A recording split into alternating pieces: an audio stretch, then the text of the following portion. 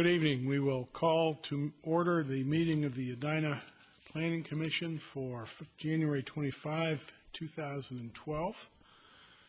I would ask Chris if she could please call the roll. Yes, Chairman. Commissioner Fisher? Here. Commissioner Carpenter? Here. Commissioner Plattiter? Here. Commissioner Potts? Here. Commissioner Schroeder? Here. Commissioner Forrest? Here. Commissioner Scher? Here. Chairman Grable? Here. And I see Commissioner Snodden coming into the room, so we'll note his attendance as well. First item on the agenda is the approval of the meeting agenda. You all received the meeting agenda in your packet. Are there any additions to the agenda?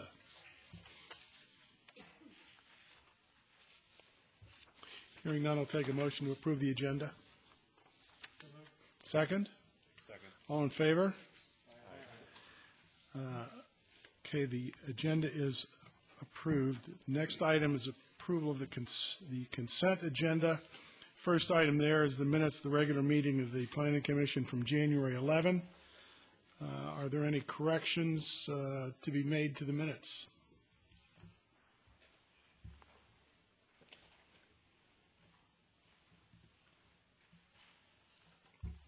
Seeing none, I'll take a motion to approve the minutes as submitted. So moved. Is there a second? All in favor, say aye. Aye. The minutes are approved. The next item on the agenda is community comment. During community comment, the Planning Commission hears from members of the public who share new issues or concerns that have not been considered in the past 30 days or which are not slated for future consideration. We do ask that you limit your comments to 30 minutes. I do note that in tonight's meeting there is consideration of a recommendation for expansion of the Centennial Lakes TIF district. There is not a public hearing scheduled for that, but I think it would be appropriate if there are, at the time we discuss that, if there are any comments that anybody would like to make, I think we should entertain those. So that would not be a subject for the community comment. So I ask, are there any individuals in the room who wish to address the Commission on any issue?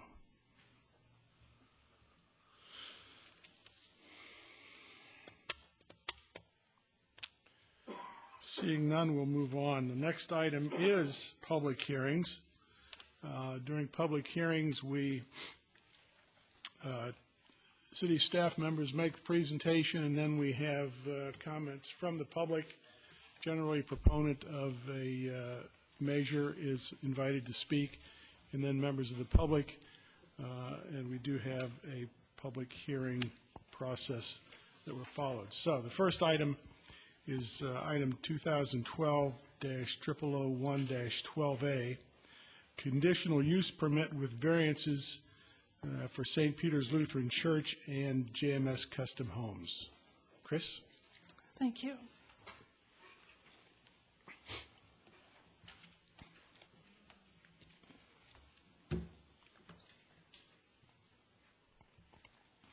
Mr. Chairman, members of the Planning Commission, St. Peter's Church, located at 5401 France Avenue, is requesting a conditional use permit with variances in order to sell a single-family lot that they own at 3717 Fuller Street and to revise a proof of parking agreement that currently encumbers that lot. The applicant has submitted a revised proof of parking plan that satisfies the city's parking requirements without the need to build future parking on that subject lot. The subject property is located east of France and south of West 54th Street as highlighted.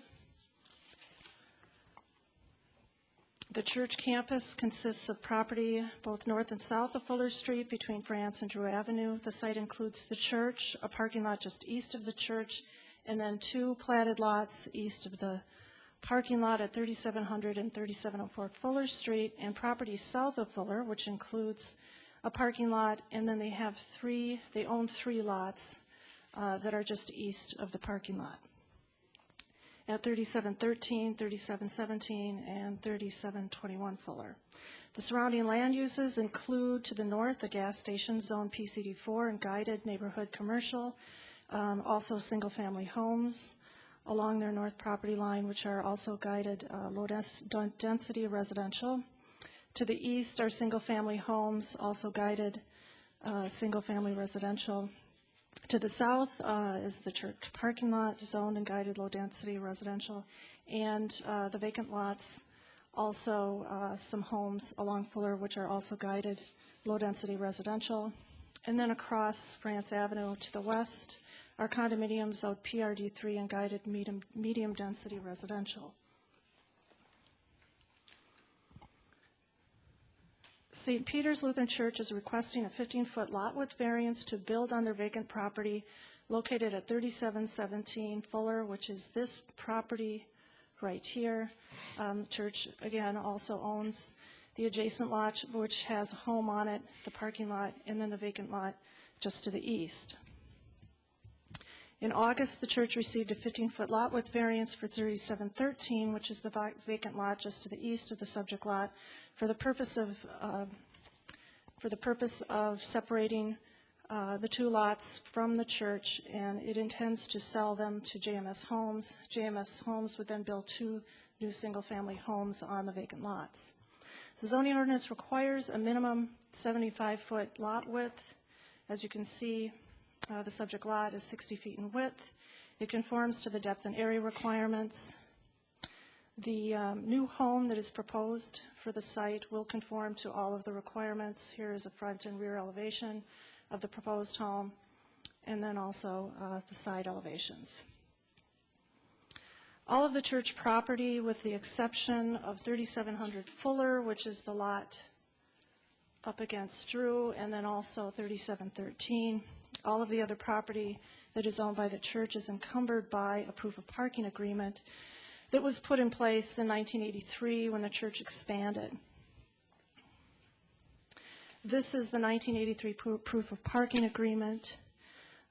It shows the approved lot to the both north and south properties. It also indicates that the parking would encompass 3721 and 3717, the subject lot with parking if the proof of parking plan were to be built out and if it were deemed necessary for that. SRF Consulting Group, Inc. has submitted a parking study in relation to the plan. The parking study includes a new proof of parking plan that would rebuild the south parking lot to provide 86 stalls, and as you can see, it does not encompass 3717, the vacant lot to the east, and would also include those 46 existing stalls to the north in the existing parking lot for a total of 132 parking stalls. The ordinance requires parking must be provided for 1/3 the maximum seating capacity of the largest place of assembly. The church use requires a minimum of 131 stalls. The sanctuary is the largest place of assembly, providing a capacity of 393 persons. The build-out plan provides 132 parking stalls and does conform to the setbacks. It should be noted there is a discrepancy between the 1983 agreement requirement and the current requirement, and that is because the church reduced their seating capacity from 470 to 393 persons as part of a 1990 interior renovation. Actually, our building department, in looking at their plans, they go by square footage. They were putting the capacity closer to 374 persons. This plan that's been done by SRF does reflect the 393 persons as indicated by the church. It shows the reduction in the parking required from 156 from that 1983 plan to 131 stalls. SRF Consulting Group has also indicated in the research that the average weekly parking demand is approximately 73 stalls, with 91 stalls currently provided in the north and south lots. It is not anticipated that the south lot will need any improvement in the near future given current lower demand and reduced attendance, as indicated in the SRF study, and no additional parking has been needed over the past 29 years since that 1983 agreement was put in place. So it is anticipated that exercising that parking agreement would be considered. The request requires a conditional use permit to amend the proof of parking agreement for St. Peter's Lutheran Church at 5401 France Avenue and a 15-foot lot width variance for 3717 Fuller Street. The primary issues are, is the proof of parking agreement reasonable for the site? Staff believes that the proposal is reasonable for the following reasons. The proposal does meet the conditional use permit findings. It is a parking plan revision that conforms to the ordinance requirements, and the proposal meets all minimum zoning standards with the proof of parking agreement in place. All setback requirements would be met with that proof of parking plan. Will the proposal relieve practical difficulties that prevent a reasonable use from complying with the ordinance requirements? The lot was developed with a single-family home previously. It has been demonstrated that a new home may be built within the current standards required by the city. The practical difficulty is that the width requirement for lots has changed since the time the lot was subdivided.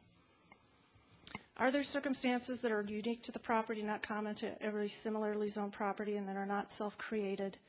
The lot was platted prior to the church's ownership and at a time when 60-foot lot widths were acceptable. Lots within the surrounding neighborhood provide similar lot widths and do not require a variance for construction. The variance would allow construction on the property with a new conforming single-family home similar to the homes nearby. Will the variance alter the essential character of the neighborhood? No, the proposed improvements would not alter the essential character of the neighborhood. The modification to the proof of parking plan and the lot width variance will allow the opportunity for a home to be built on an existing platted lot consistent with other single-dwelling units within the neighborhood. The sale of the lot will not affect the status of the church property or ability in the future to provide adequate parking. Staff recommends approval of the conditional use permit and variance. Approval is subject or should be subject to the following conditions: recording of a revised proof of parking agreement with the attached parking plan by SRF Consulting Group dated January 17, 2012 with Hennepin County, and an execution of a proof of parking agreement. And with that, I will stop and answer any questions you may have. Thank you, Chris. I've got a couple questions. Just so I understand, there are three lots in a row, 3713, 3717, and 3721. That is correct. Going from, what, west to east, I guess. 3713 has a dwelling on it. 3713 is vacant, 3717 is vacant, 3721 is improved with a house, and then to the west is their south parking lot. Okay. And on 3713, didn't we just do something with that lot not too long ago? In August. That was approved. That was not encumbered by any proof of parking agreement. The Planning Commission and Council did approve a lot with variance for that property. And then 3717 is a platted 60-foot lot, is that correct? Yes. Well, if it's already platted, it's an established lot, why do we need a variance from the 75-foot? Well, it's lost its non-conforming status because the house was removed and it's been held in common ownership by the church. So now to sell off the platted lot, we have to formally address, it's part of the zoning ordinance requirements. Okay. Been vacant too long. And owned too long by the church. Okay, I understand. Okay, are there other questions of staff? Commissioner Platter? Yeah, just two questions. One on the maximum seating capacity. The ordinance reads the maximum space of assembly plus other spaces that may be used concurrently. Has the staff checked to see if are there any substantial other spaces that are used concurrently with that versus just the assembly? It was determined that the sanctuary is the largest place of assembly. There are other portions of the building are used, but they are not used at the same time as the sanctuary. Okay. And then it's also mentioned in here the parking plan that it's not anticipated that they would actually have to build out this plan to get these 132 spots. So what happens, what determines if they would have to? Or, what what would say you now have to build this out and tear this other house down? If it was determined by the city manager and the city planner that the demand had grown to the degree there's so many cars that are parking on street that it would trigger the city enforcing that proof of parking agreement. There's been an agreement in place since 1983, and it's never risen to the level where we've had to address that proof of parking agreement. Yeah. Their attendance, I understand, has gone down. Yeah, I understand things change, and who knows, things can happen that it Right. went up. I just want to make sure there's something that would revisit it if in fact, that's happening. And I'm not sure what again, I don't see anything that triggers it other than maybe somebody thinking about it and complaining. I don't know. I mean, to me, is there any other safeguards to make sure that occurs? It would be a complaint-driven, if the city were to continually get complaints about parking on the street week after week after week, then we could make that determination that they would have to add those parking stalls to meet city code. Okay.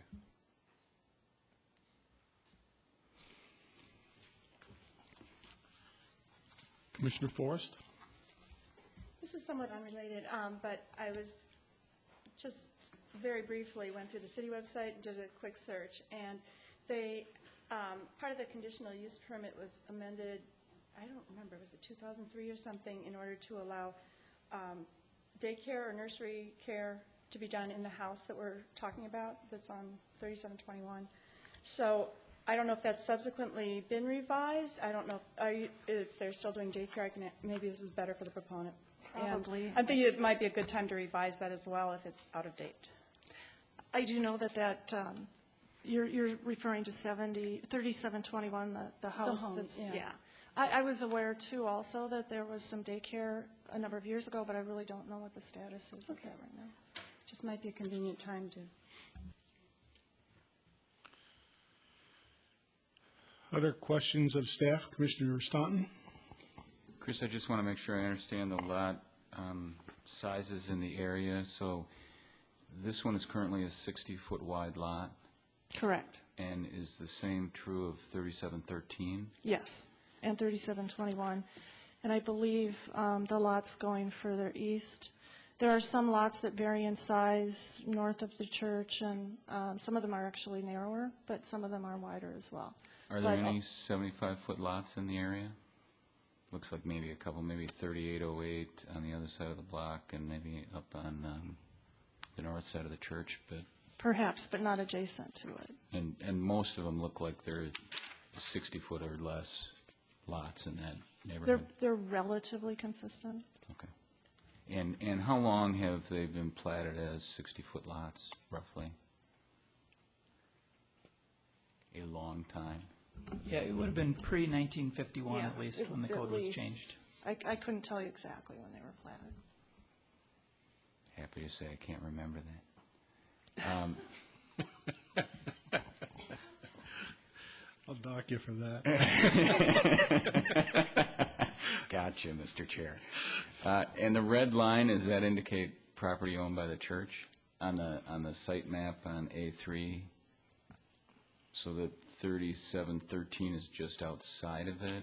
No, they also own 3713, but it's not part of this request. They've already received a variance for 3713, which is a vacant lot that they can sell without any problem in terms of the proof of parking agreement. It's just that 3717, 3721, and all of the other parcels are incorporated with that proof of parking agreement. But they do, as far as I know, still own 3713, which the Planning Commission Council approved a variance on to build a house. We already granted the Yes. variance for a 60-foot wide? Yes, adjacent to the one in question.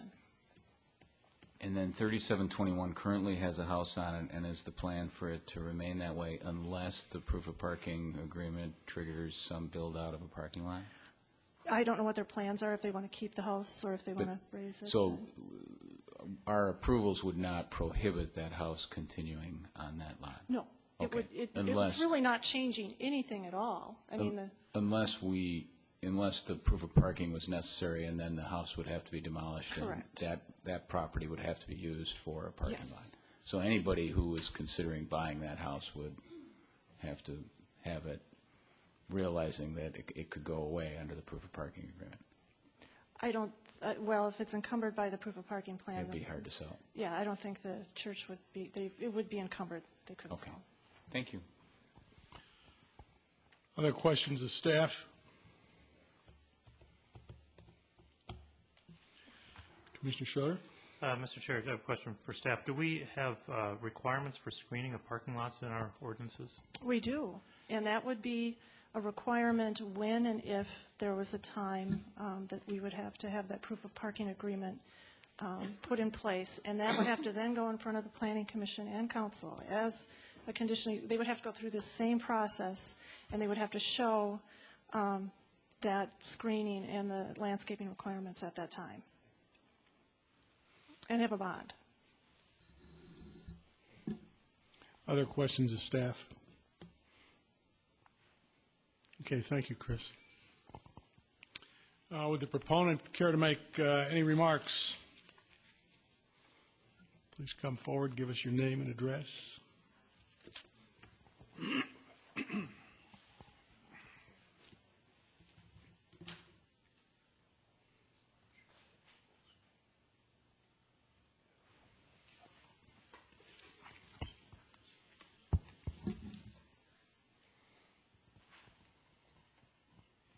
Good evening, ladies and gentlemen. My name is Jeff Shanewetter, and I'm with JMS Custom Homes. I have a very brief presentation tonight. I believe it's 6 slides. We're here with 2 speakers on behalf of the proponent. I'm going to address the variance request, and Jim Revelle, president of St. Peter's Lutheran Church, is available for questions regarding the parking adjustments. That we've calculated that by the end of this year we'll have over 60 completed projects in Edina, and this project is consistent with all the other projects we've done over the years. Interestingly, some of the good questions that came up a few minutes ago are definitely answered by this slide. We're working on 2 homes on this street. And the reason we're here is because the home that was on this particular lot was demolished in 1996. And if it had been demolished in the last 364 days, we wouldn't be here. So it's that fact that the lot sat vacant for a period of time that the home building variance is required. The 2 homes that have both been removed from the 3717 and 3713 Fuller sites were built in 1958 and 1954, respectively, so quite a while ago. Those homes have been properly demolished, permitted demolition in 96 and 2007. Wells were sealed and so forth. So that's a little bit more history on the site. The 3713 site was approved last year, and a little history for you, we entered into a purchase agreement with the church actually late in the year 2010, and that agreement required us to purchase one of the 2 sites in 2011 and the other one in 2012. So we're back tonight working on the 2012 site. The site that was approved in 2011 has been sold, and that property is actually entitled to our client at this time. The site that is under contract with us to build on is the matter before us this evening. This home is also sold, and another family is very excited about a new home in Edina. The variance, as staff suggested, relieves a practical difficulty, which is simply the existing plat, the home we're building, the plans, the permit, and the complete application, including survey, has been submitted to the city for quite some time.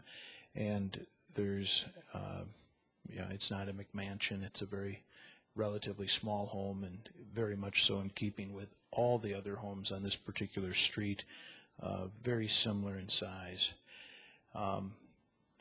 We really don't have any issues with the staff report. We actually completely agree with it. And a little further history, expanding your scope of addresses.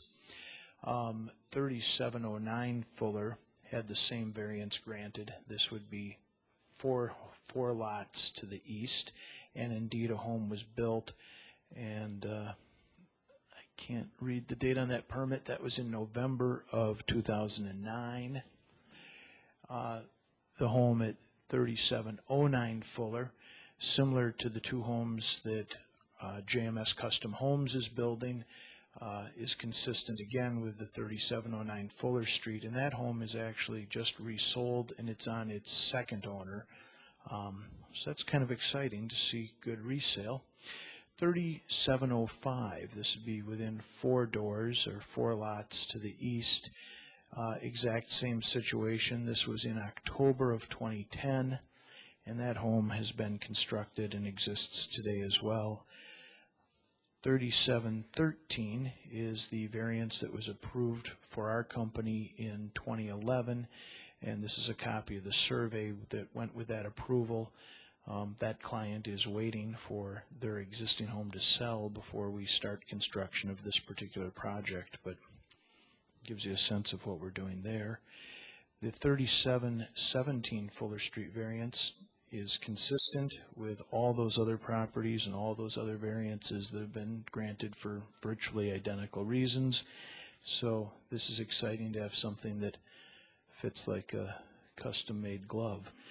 I am here to answer any questions you have whatsoever, and I thank you very much for your consideration this evening. Questions for Mr. Shanewetter? Thank you very much. Questions?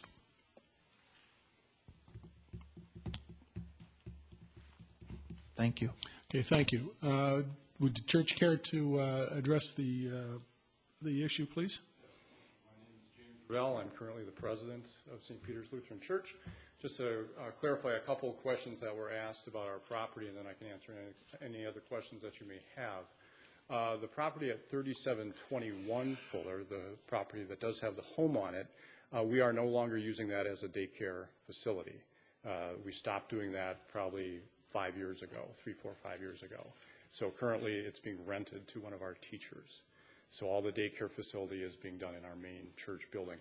We have no intention of selling 3721 Fuller, so we have no problem with keeping that property encumbered under the proof of parking plan, so that's not an issue for us at all. With that, I would just entertain any other questions that the commission has. Questions of Mr. Ravel. Thank you, sir.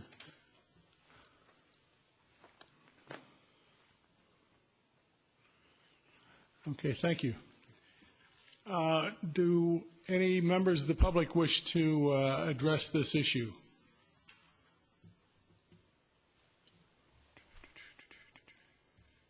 Yes, ma'am. Please come forward and give us your name and address.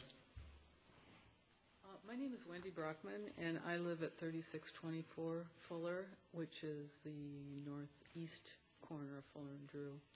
And my question is not very exciting, but it's about storm runoff. We don't have storm sewers there in that area, and I'm wondering about the environmental impact of the construction site and all the runoff from the impermeable surfaces. Does it just go into the creek, or are you going to put in storm sewers and drainage? Because it's my understanding, and I could be wrong on this, but that the state of Minnesota does not want impermeable surfaces to exceed 25% of a lot size.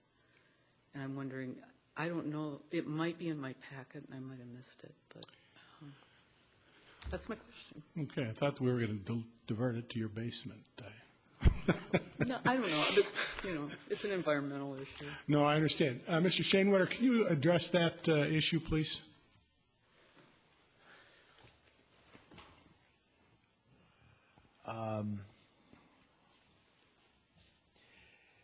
I don't know if I can address that issue. I'm not familiar with the state of Minnesota's stormwater requirements, and I know that they've recently changed. So what I do know is that the storm systems that do exist in certain parts of Edina are often channeled to public bodies of water that are designed millions of years ago in some cases to accept runoff. The plan that we've submitted to the city conforms with the city ordinance for hard cover, and it will be issued a building permit in the ordinary course of business, I would expect. If there's another question about hard cover ratios or state of Minnesota law, I would have to defer to staff, and thank you. Kerry, do you have any comments on that? I can give just a general response in that our engineering department would review the building permit for the grading and drainage. They can't divert drainage more off the site than is directed today. But just in general terms, they would review it and approve it based on our rules and regulations. There won't be more water draining away from the site than occurs today, kind of in general. Okay. Other members of the public wish to comment, please.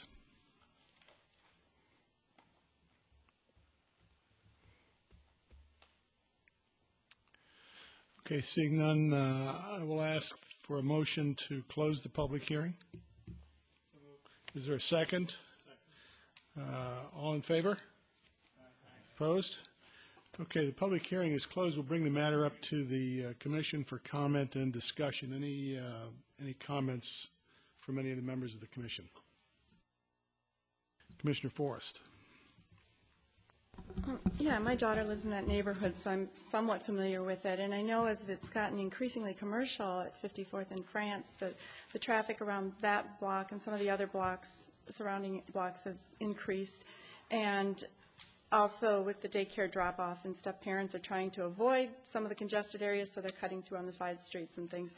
So I'm wondering if it might be feasible if the proof of parking is ever required, I mean not the proof of parking, but if it's ever enforced, if we could consider also adding a condition that would require some type of evaluation of the traffic patterns in that area, because obviously there would be more capacity at the time, or more people using the facility in order to require the proof of parking probably, but and it's very possible we will never enforce it, but I'm thinking because there is an impact on the neighborhood, it might be something we'd want to look at that time, and maybe require some type of on-site plan, whether it's having people drop off by circulating in one of the parking lots and going out. This would be weekday, or I would think, but or whatever. But if there can be an evaluation of the situation at that time with the traffic in those surrounding blocks, and then not necessarily a formal traffic study, but just something in order to raise awareness of the potential of the impact on the local neighbors. Kerry, are you aware, I guess the question, if I might restate it, is if the proof of parking is triggered and the church has to create new parking surface, when that's done, is it appropriate for, or is it necessary for, the commission to review that, to take a look at the traffic patterns that are created with the new parking lot? Yes, it would be an expansion of the parking lot. In any parking lot that's expanded, that's a conditionally permitted use, needs to come back before the Planning Commission and Council. So we'd look at not only the traffic, as Commissioner Schroeder had indicated, the screening of the parking lot, circulation on site. So all of that would be reviewed as part of a conditional use permit. Okay, thank you. Other comments from the commission? Commissioner Schroeder? Mr. Chair, I just want to ask one question of staff. Carrie, I think you said that for the runoff question, that you couldn't direct more I think you can't direct at a greater rate than what exists today. We will have more runoff just by virtue of the fact that it'll have more hard cover, but it won't be allowed to leave the site at a rate faster than what it does today. I believe that's correct. Yeah, that's a more accurate description. Other discussion?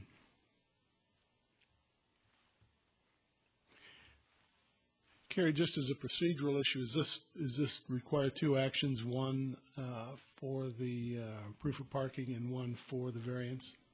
You could put them together, conditional use permit with the variance. Okay. Commissioner Carpenter? I'd just say that based on reviewing the contents of this and listening to the communications, conversation today, this, quite frankly, seems very consistent with what was done before, and I'm inclined to think that that it would be appropriate to approve this and move it forward.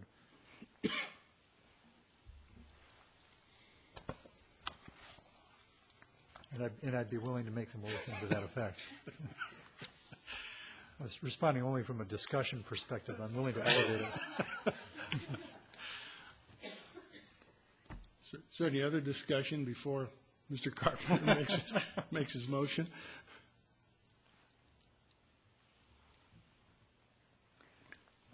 Commissioner Carpenter. Thank you. I'll go ahead and make a motion to approve both the variance and the conditional use permit based upon the findings and conditions contained in the staff report. Is there a second to that motion? Second. It's been moved and seconded that the proof of parking, conditional use permit, and variance be approved subject to the conditions and recommendations of the staff. Is there any further discussion on the motion? Hearing none, all in favor, please say aye. Aye. Opposed? The motion carries. Mr. Shanewater, you can proceed with your project. You do know that there is a waiting period on the variance, and you should probably wait that out for a couple of weeks, otherwise go forth and build.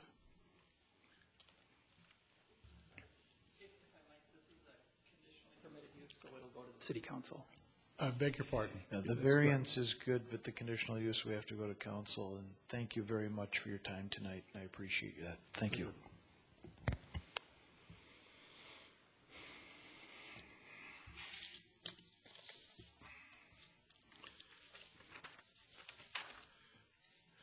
That concludes the public hearing portion of the meeting. The next item on the agenda is reports and recommendations. And the first report there concerns the expansion of the Centennial Lakes TIF, Tax Increment Financing District.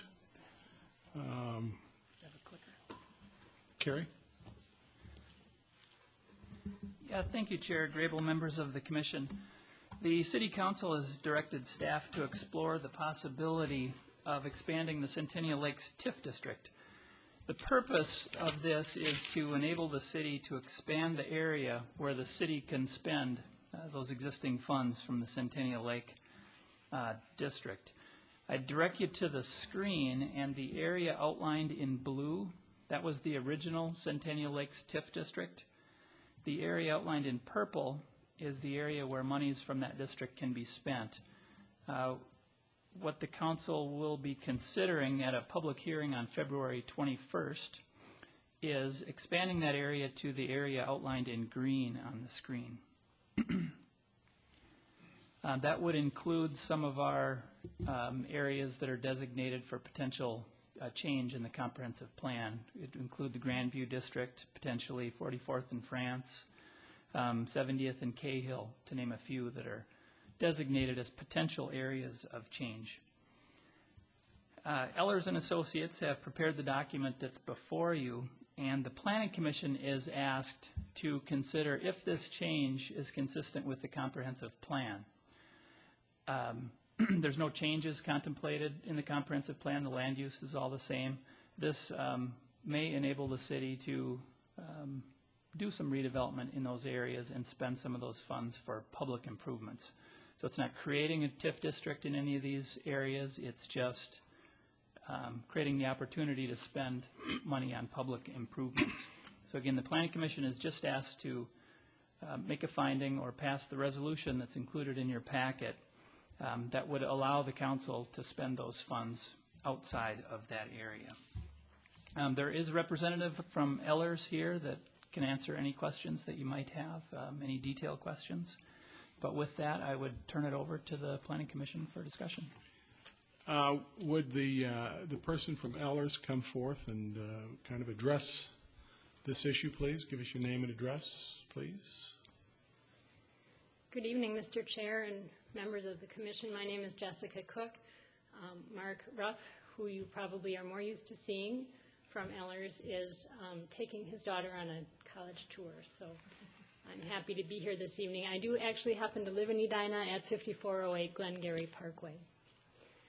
I think that Mr. Teague described the action very well. There's actually no expansion of the TIF district that is being considered by the City Council, or would be considered by the City Council on its February 21st public hearing. Excuse me. So the way TIF works is that you create designated parcels which are called the TIF district. And those are the parcels that actually generate the tax increment. And so back in 1988, I believe, the city and the HRA acting together created the Centennial Lakes Tax Increment Financing District.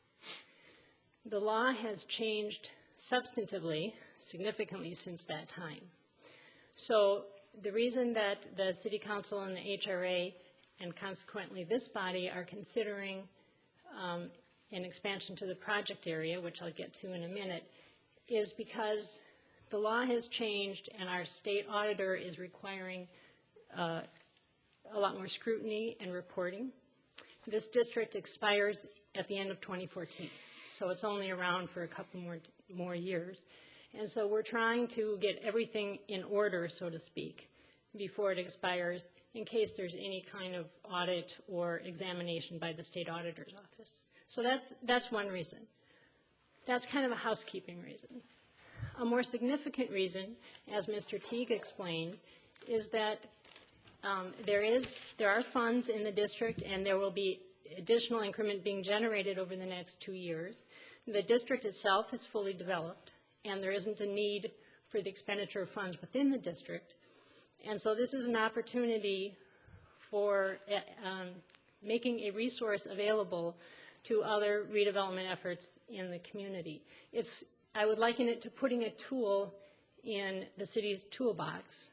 It doesn't in any way say that the city will use these funds, that it's not designating a particular parcel to acquire or public improvement to install. It's creating the framework that would then make these funds available for the city to proceed in those endeavors through its normal decision-making process.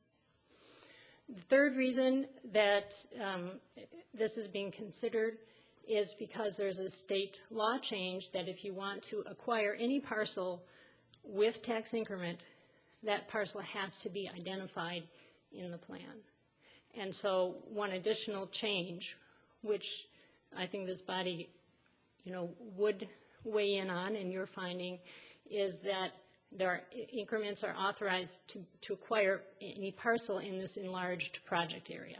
Now that in no way means that the city's going to run out and acquire properties. This would be just if there is a redevelopment activity and the city finds it's in its interest to acquire a property with the consent of the seller, because eminent domain is not at issue here, then increment could be used for that acquisition.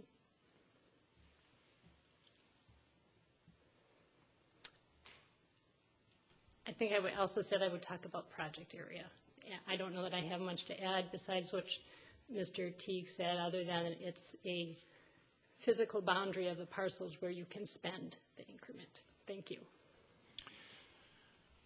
Commissioner Fisher. Jessica, I'm curious, if we just use an example here, let's say we take the Grandview area and decide that we want to create a TIF district there in the future and take the increment from that district. Can you could do that, right? Within a project area, you could create more TIF districts and then pull the money from the Centennial Lakes into that and the increment from the newly created district. So in a sense, could you double dip? That's correct. The new district will not have nearly the flexibility as this existing district because it will be formed under more recent statutes that are more restrictive. Right. But Okay. yes. Great. Thanks. Commissioner Potts? How was this proposed boundary line arrived at? What's the logic behind it? Carrie, maybe that's to you. I believe the intention was, well, expand out into our commercial areas and include those areas that are designated in the comprehensive plan as potential areas of change. So that's what the green line represents, is it circles all those areas. Okay, the ones that you mentioned, yeah, when I see where those are, it looks like you just lassoed them and didn't go much further. Okay, thank you. Commissioner Staunton? Excuse me. Jess, I think you covered this in your remarks, but I just wanted to highlight it to be sure that I'm understanding it correctly, and that is that if this area were drawn as it is, or however it's drawn, it would permit expenditure of Centennial Lakes TIF dollars within that new project area, but it doesn't require any expenditure of those. Is that correct? That's exactly correct. Okay.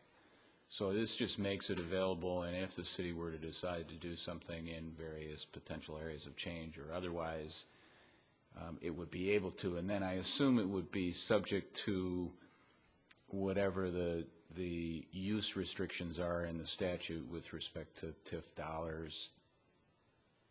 Is that? That's correct. And is that, are those restrictions the ones from when it was created in 1988? Or are those today's restrictions? Some of both. Okay. It's getting that gets pretty complicated, I realize that. But the important part that I just wanted to emphasize is that it's not, because what's in front of us is whether this is consistent with the comprehensive plan, and so long as there's no requirement that these funds be spent, that doesn't require us to do anything, and hence, in my mind, the comprehensive plan is unchanged, and there's nothing about this that's inconsistent with the comprehensive plan. Commissioner Scherer?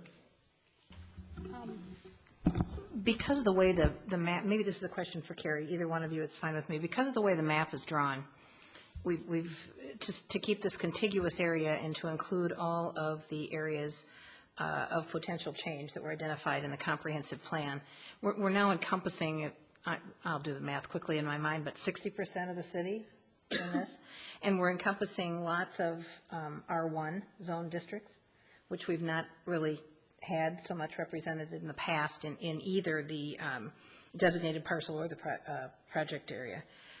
What was the implication of that from the city's use, from a going forward perspective, application of, either use of funds or development?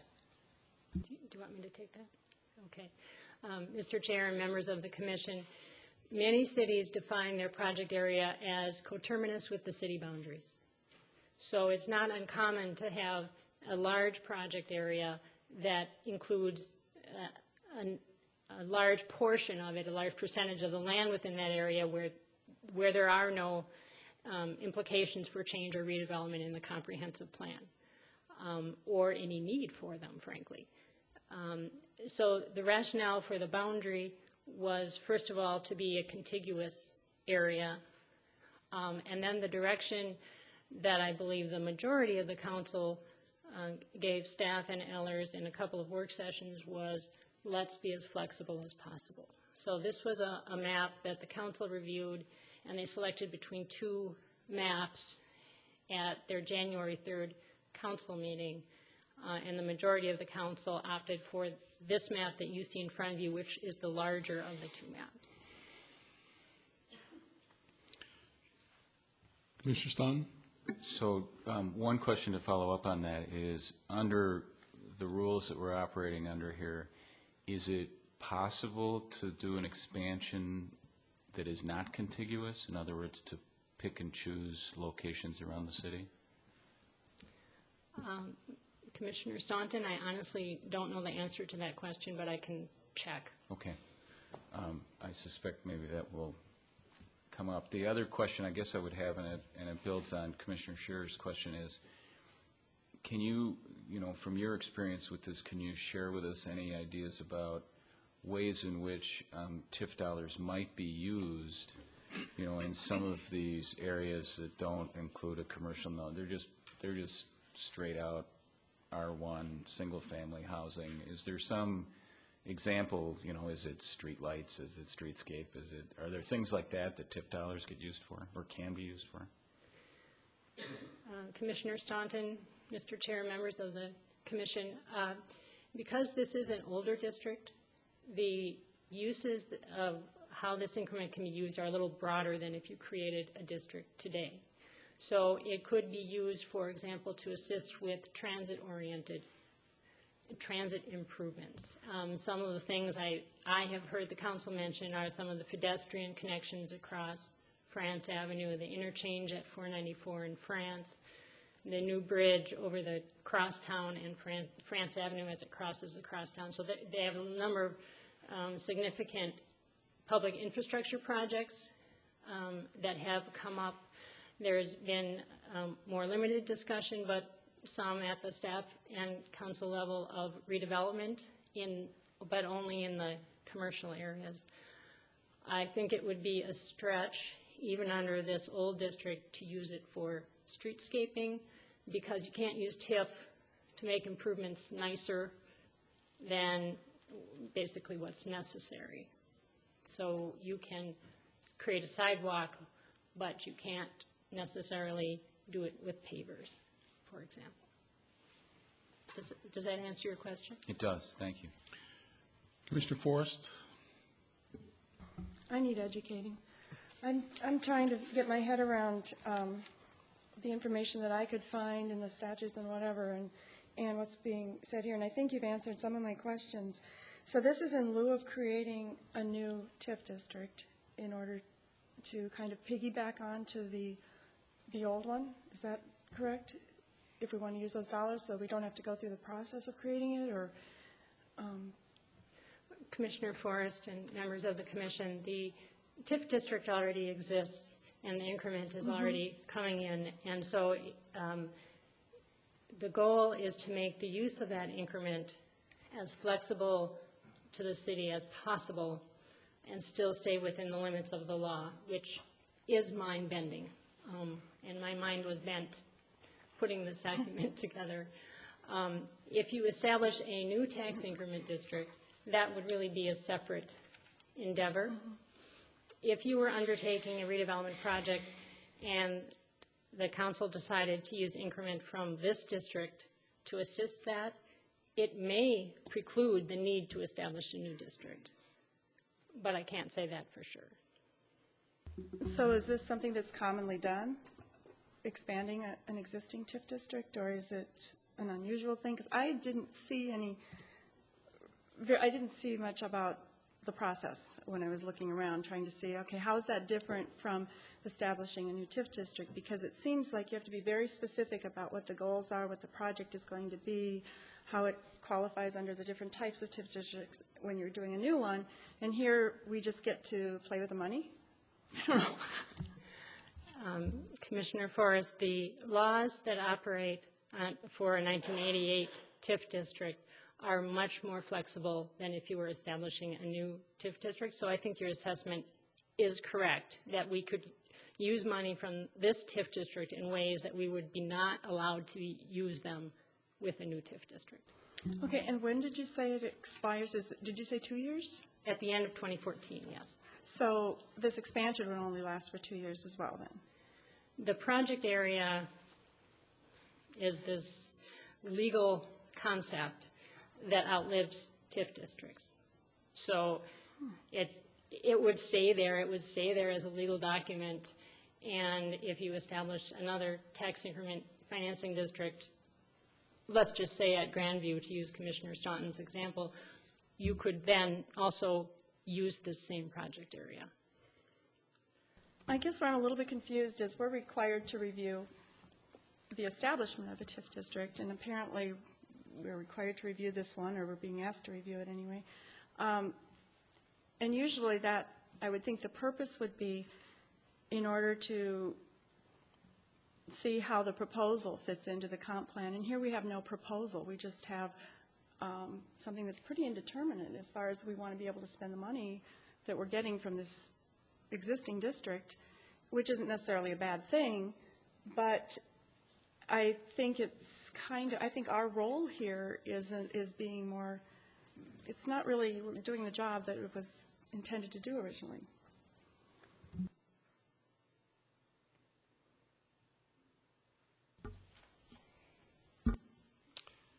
Well, I think what we're being asked to do is to say that in general, the development, the expansion of this district is consistent with the comprehensive plan. We're not changing the plan. We're not saying any additional, we're not saying that anything's going to happen within the district that's not part of what's already in the comp plan.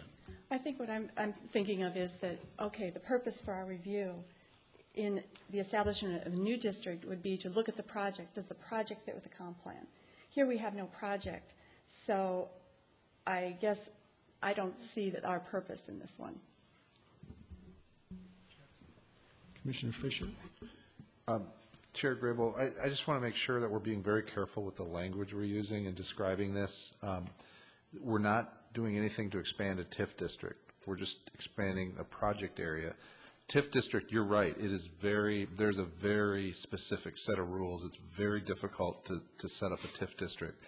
The project area, again, our role here is only to suggest by expanding the project area, expanding where you can spend funds that have been generated in that TIF district, does it meet the intent of the comp plan? And I would agree with what Commissioner Staunton, or was it Commissioner Carpenter, said earlier, that it really does.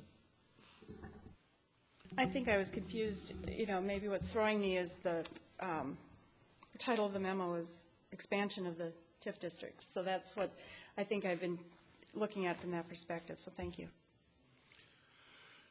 Commissioner Carpenter, did you have a comment? Not anymore. Okay. Commissioner Scher? And this is probably a question for Carrie. How do we decide how these funds are spent? What's the process for allocating them? That's a city council process. It's at their discretion as to where those funds, maybe Jessica can expand on that. Mr. Chair, members of the commission, I think that's an accurate assessment. As I said, this would be a tool in the city's toolbox. There is a proposed budget in this plan, but that's, I'm sure, as Commissioner Forrest noticed, a very general budget, and it's a not-to-exceed budget. So any actual expenditure of funds would be done pursuant to a council approval process. So just so I understand, so suppose there's a development proposed in, say, in Grandview.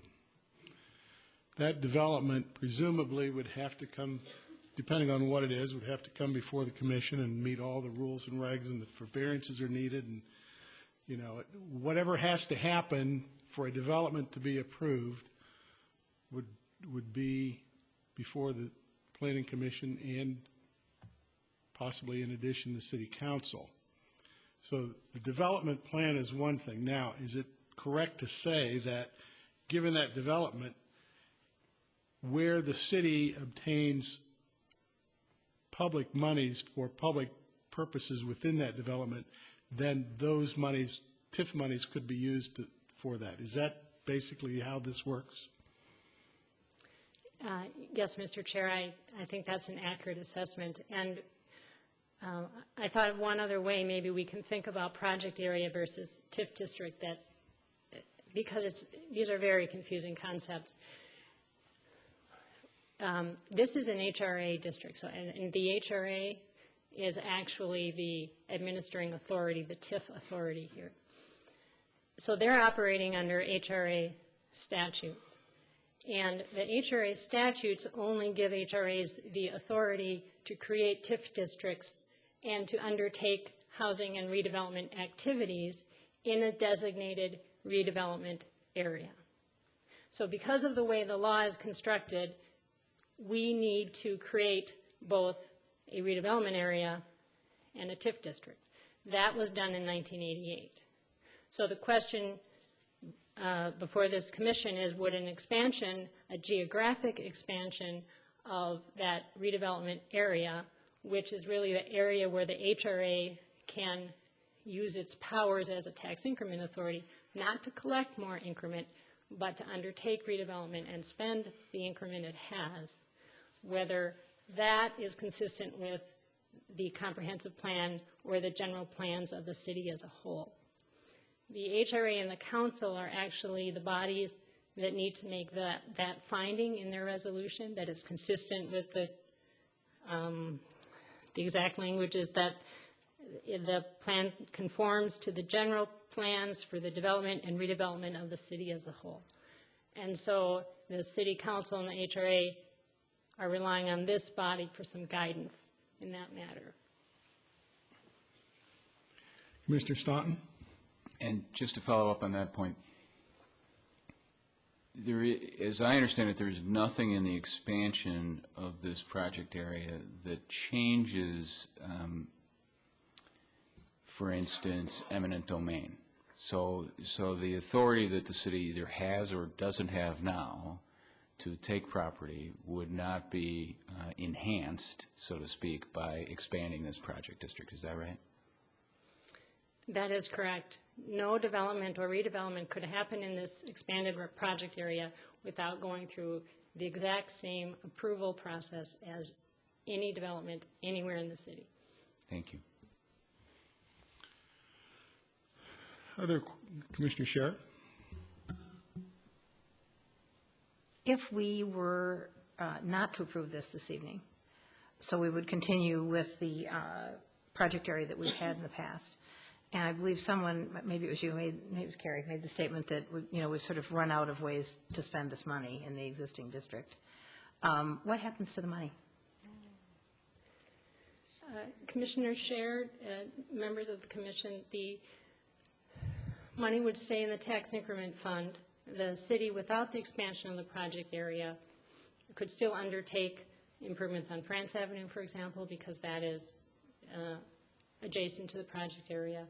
It could do some things under special pooling legislation that expires this year. But at the end of 2014, if there's any balance unspent and uncommitted in the district, then it gets returned to all of the taxing jurisdictions. The school districts, in this case, there's 2 school districts in this. Interesting. The county and the city. Commissioner Platter? Just a quick question. Maybe it's in here, but how much money are we talking about here? How much is available potentially, or what's left in the district from the Centennial Lakes area? The district is currently, or is projected to generate about $1.6 million annually. So that adds up to about a little over 12 million, 12 point, I'd have to double check.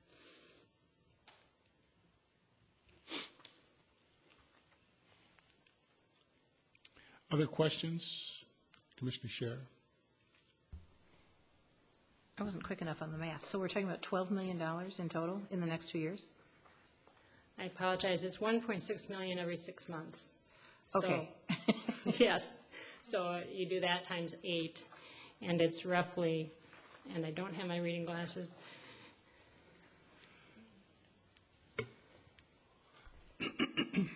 Okay. It's 1.5 million every 3 months, roughly. So about 3 million. Every 6 months. Excuse me, I'm having trouble this evening. Yes, every 6 months. Okay. So it's expected to generate from 2012 to 2014 a present value of $9 million.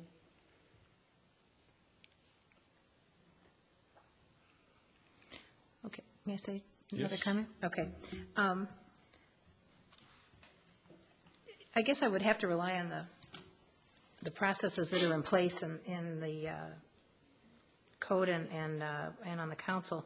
But I want to make a statement. One of the things that struck me as I was trying to assess whether I thought this was consistent with the comprehensive plan, and consistent becomes interesting as you try to define that in terms of this discussion. But one of the things I focused on when we looked at potential areas of change as we talked about the comprehensive plan, we focused on a number of areas for which we gave repeated public assurances that we wouldn't be doing anything with those identified areas until we completed small area plans. And we haven't completed those for any of the designated areas. And it takes a while to complete a small area plan. And we're looking at a very clearly identified window here. So it still is interesting to me to think about exactly where we would be spending this $9 million in the time frame that we have left to us.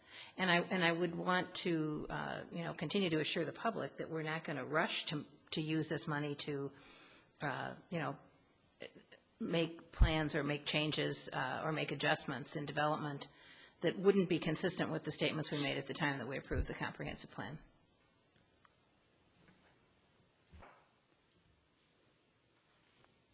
Commissioner Carpenter? If I can respond to that real briefly. I think that's a valid question, a valid concern. I think in reality here we're looking at a situation that isn't changing any of that, though. All we're doing is expanding the project area that makes those monies available, but it doesn't necessarily alter at all the process of going through a small area plan, et cetera, for making those things happen. It just simply opens a door that doesn't currently exist, but doesn't obligate anybody to do anything. And I concur with that, and I want to make sure the public understands that this isn't rushing to do some things that would be contrary to the pronouncements that we've previously made as a body and as the council. Commissioner Forrest? Sorry about that, still confused. Okay, so then there's no need to go through a TIF process in evaluating a project in order to spend the money, so the city could just spend it on needed sidewalks or whatever would qualify under the TIF program. I mean, I'm wondering, okay, so if we want to spend the money within 2 years, we got to move fast. What are we going to spend it on and where? Well, if there's a redevelopment project, then that would need pretty extensive review, but otherwise, what if there isn't? What are they anticipating, or can it be used freely then, I guess is what I'm wondering. Again, there's no specific plan for how the council is going to spend it. They've talked about sidewalk crossings along France as a potential for interchange upgrades, France and Crosstown, and I believe it was France and Crosstown for sure. But they would go through their process before they would earmark any money specific. Commissioner Staunton? I just, a couple of points that I want to make sure I understand. One is the expenditure, these are monies that have been accumulating and will continue to accumulate, as you were discussing a couple minutes ago. And then as I understand it, the statutes that govern this will dictate the permitted uses for that money. And it might be, as we talked about earlier, it could be 1988 statutes or it could be 2010 statutes, but there are legal kind of limits on how you can spend the money, and we have to live with those, right? Is there a requirement that all of the money from the district be spent by the end of 2014 when the TIF district sunsets? Mr. Chair, Commissioner Staunton, there is not, and I can see how I left that impression because I said it has to be spent or committed. By committed, what I meant was that it needs to be obligated and budgeted. Obligated may be too strong a word. It has to be authorized in the TIF plan. So that's part of why the City Council is considering this, is to make sure that that authorization is in place. No changes can be made to the TIF plan after 2014.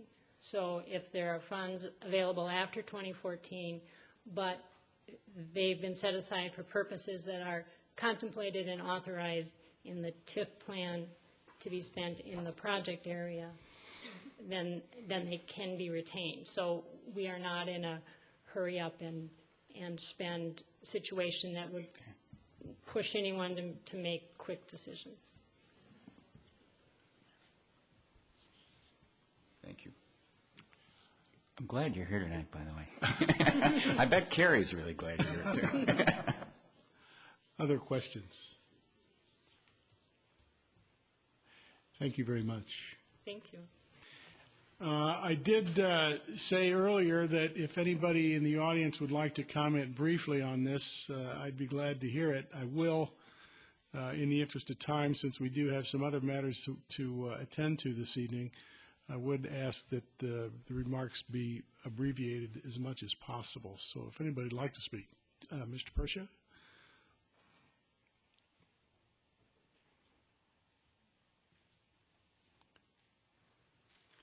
And you understand this will be before the city council as well, so. Yeah. First of all, Gene Persha, 6917 Cornelia Drive. I want to just play devil's advocate for a little bit. You know, I don't know where it would come down on TIF or transferring or enlarging districts, but I was just thinking that I had input from a number of people to make me think harder. But first question. If we take what I call the Southdale money, which is Centennial Lakes TIF money, are we taking something from that area that they have a right to have? And I was informed recently, Mr. Teague mentioned it, the new crossings in the Southdale area, the lights for every crossing, the two of them, or maybe it's four of them, would cost $600,000 a set. That's what I was told. And then the upgrades for sidewalk, or if you fix the France Avenue entrance or exit to the crosstown, that could be, you know, millions of dollars too. So I just raised the question: is it maybe fair taking that money from that area and putting it in a whole different area of the city? So I just raised that question. I don't know what it would be. I'm intrigued by the TIF districts. I think looking at this, and I've spent a couple hours looking at state statutes. I want to quote from a piece of one. I think the state needs to tighten up stuff a little bit, or make things a little bit more readable. I want to give you I would just give you a quick example of how TIF gets out of hand. There are two TIF districts in Bloomington: Mall of America, where the mall sits, and across the street from it, IKEA. The old TIF district, which is still in existence, expires 2014 at the Mall of America, has approximately $50 million in that fund. And I was telling the person, boy, that's kind of a nice chunk of money to have to spend. Okay, $50 million. So these funds accumulate so much money, they're not exactly sure what they can do with them, because they're very limited, as you all know, by state statute. You know, some type of public improvement. Another point: if we transfer money or enlarge the TIF district, can that money be used to make a parking ramp for Grandview? Does that constitute a public improvement in the TIF standards? Something to think about if we can't come up with that answer. But the point that troubles me a little bit, and those of you who are lawyers might want to take a little look at this statute, 469.175, it's called Establishing Changing a TIF Plan. I quote, "A list of any development activities that the plan proposes to take place within the project," and I know we talked about project here, "for which the authority has entered into an agreement or designated a developer, including the names of the practical or designated developer, the activity governed by the agreement or designation, and the expected date of completion of that activity." Well, you know, the way I'm reading that, that applies to a change in the TIF plan. Is a change in the TIF plan something that you change to enlarge the district, okay? Kind of an interesting thing. And they set out some criteria down for, such as cost of the project, amount of the bonds to be issued, and so forth. But it's not clear cut to me, okay, about if we can do this with the state statute language. And quite frankly, I'm not sure why the state allows changing the TIF district boundaries after it's once started, because we can get around some of the requirements as was brought up. Maybe that's good, I don't know. But when we can go back and change original agreements and designate money then for other areas than what was originally designated for, might cause some concern. And then my question is, well, if we need all this TIF authorization, let's make the whole city TIF. Okay, then we don't have to go through this anymore. And my last point, if we have a very large TIF district as proposed, we allow one developer to be improved under the language by TIF money, you know, because of public infrastructure or what have you. And we deny another developer in the district that type of situation. Is that discrimination, or is that a denial of equal protection of the law? Okay, but these are some just questions I was raising to make us think about this. And maybe because everything is so vague here, you can do what you want and nobody's going to challenge you. But just something to think about. So I thank you. Thank you, Mr. Persia. I imagine that the council will take those comments under advisement. Any further comments or discussion on this matter?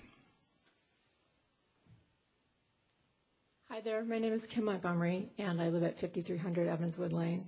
I just have some further questions for Jessica Ellers.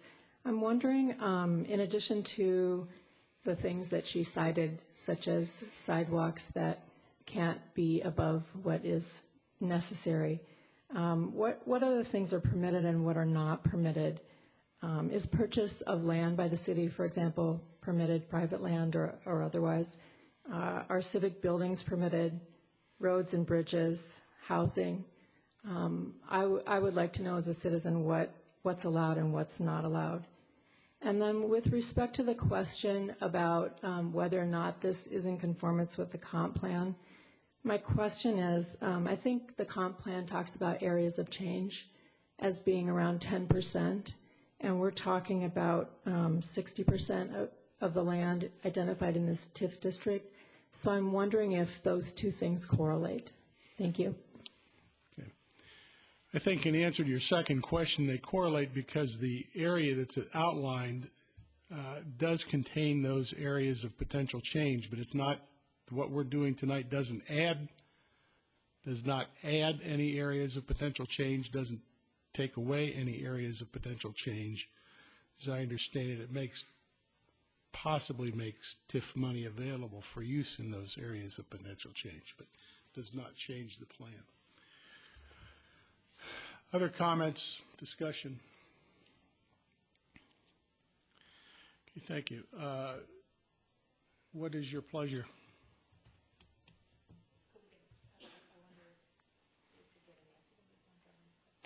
All right.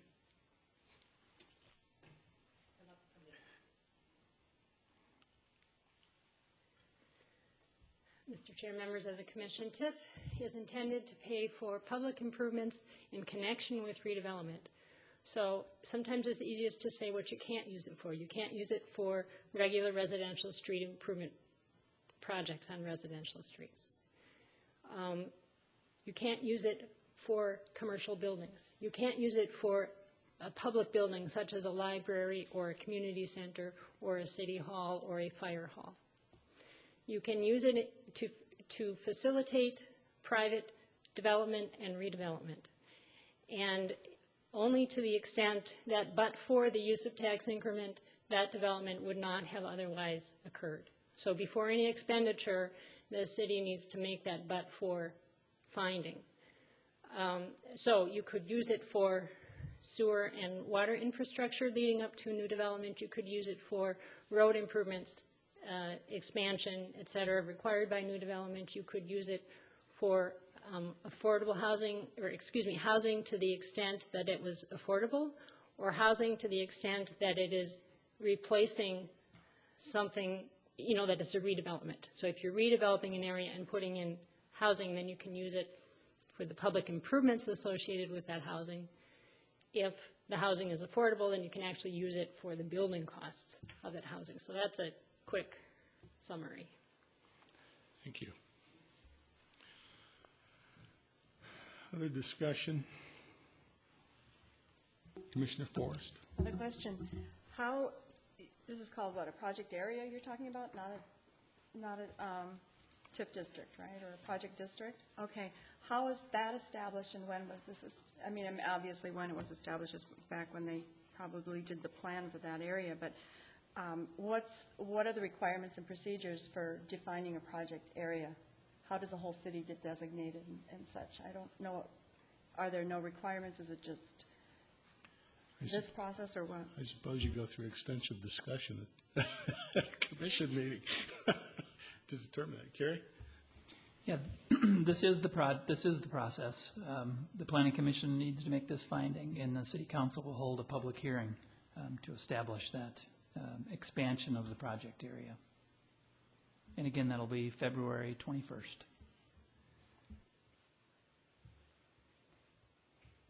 Mr. Carpenter? And then just to clarify, our role in this, if I understand correctly, is to determine whether or not the modification of the project area is consistent or conforms with the comprehensive plan as it's currently written? Correct. Other discussion?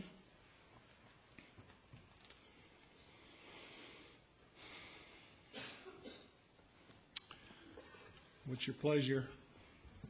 Commissioner Staunton? Chair, I'd move approval of the draft resolution presented by staff.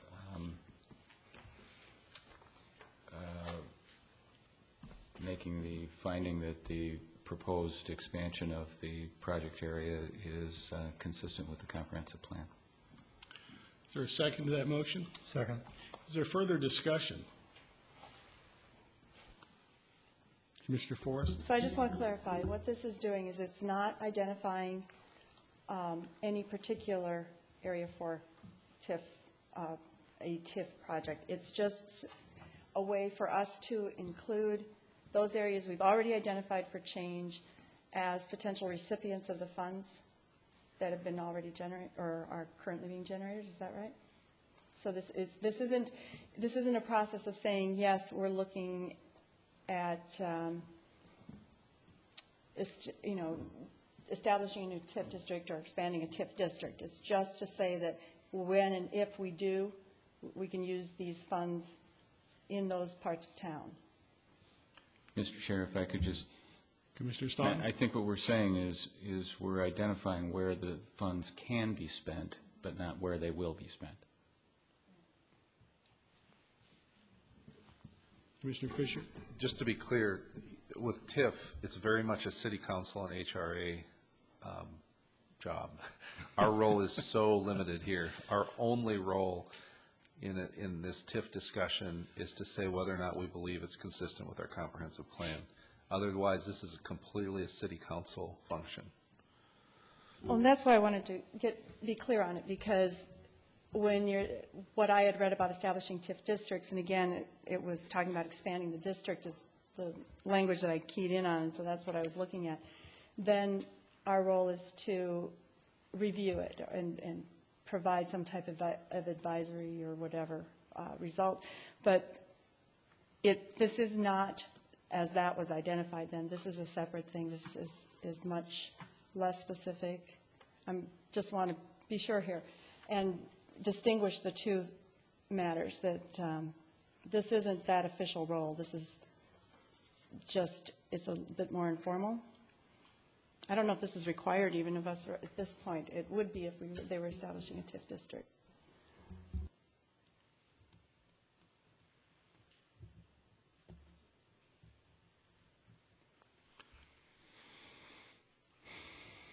Mr. Chair, members of the commission, it is advisory in nature to the extent that the HRA and the City Council are relying on this body to help them make the finding.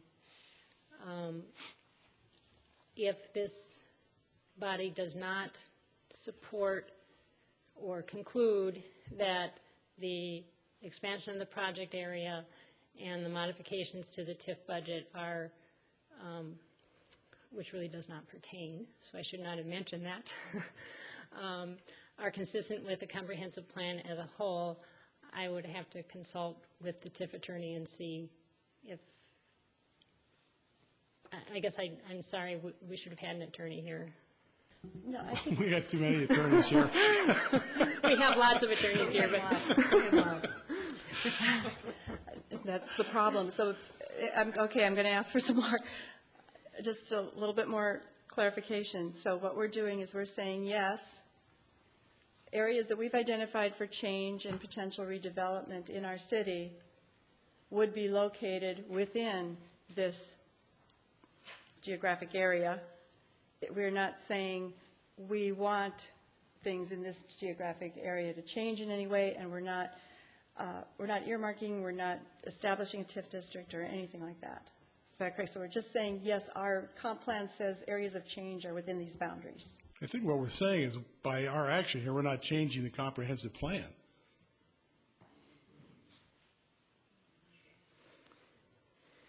And we're not. Hey, go ahead.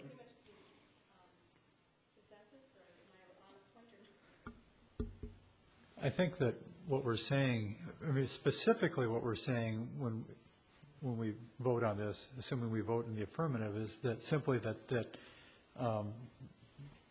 what's being proposed is in conformity or not out of conformity with the comprehensive plan. I mean, that's all we are, I think, technically doing. The consequence of what we're doing is that it then goes up to the City Council to effectively, I think, make the same determination. And then the role is with them to decide what they want to do. But what they will be doing with it will simply be making, at least having the opportunity to utilize those funds within the expanded project area, which is what this whole thing is technically all about. Did I say that?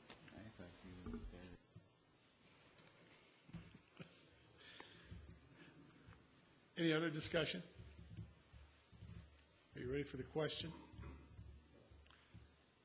All in favor of the motion to, would you restate your motion?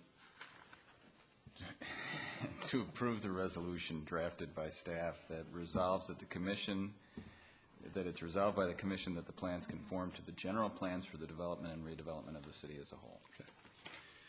All in favor, please say aye. Aye. Aye. Opposed? The motion carries. Thank you very much.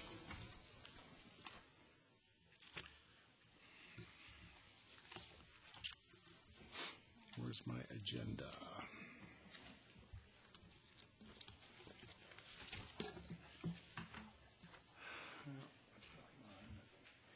Okay, then the next item is a discussion item.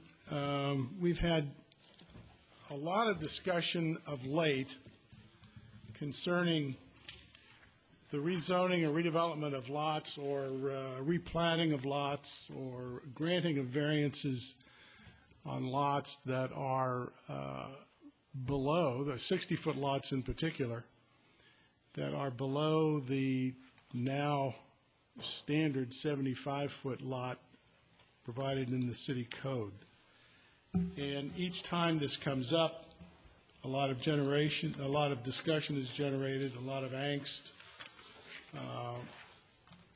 and we would like to at least begin to discuss, should we, as a commission, recommend that any changes be made to the code or to how we address these kinds of issues. So with that, I'm going to turn it over to Kerry for his presentation to open this up.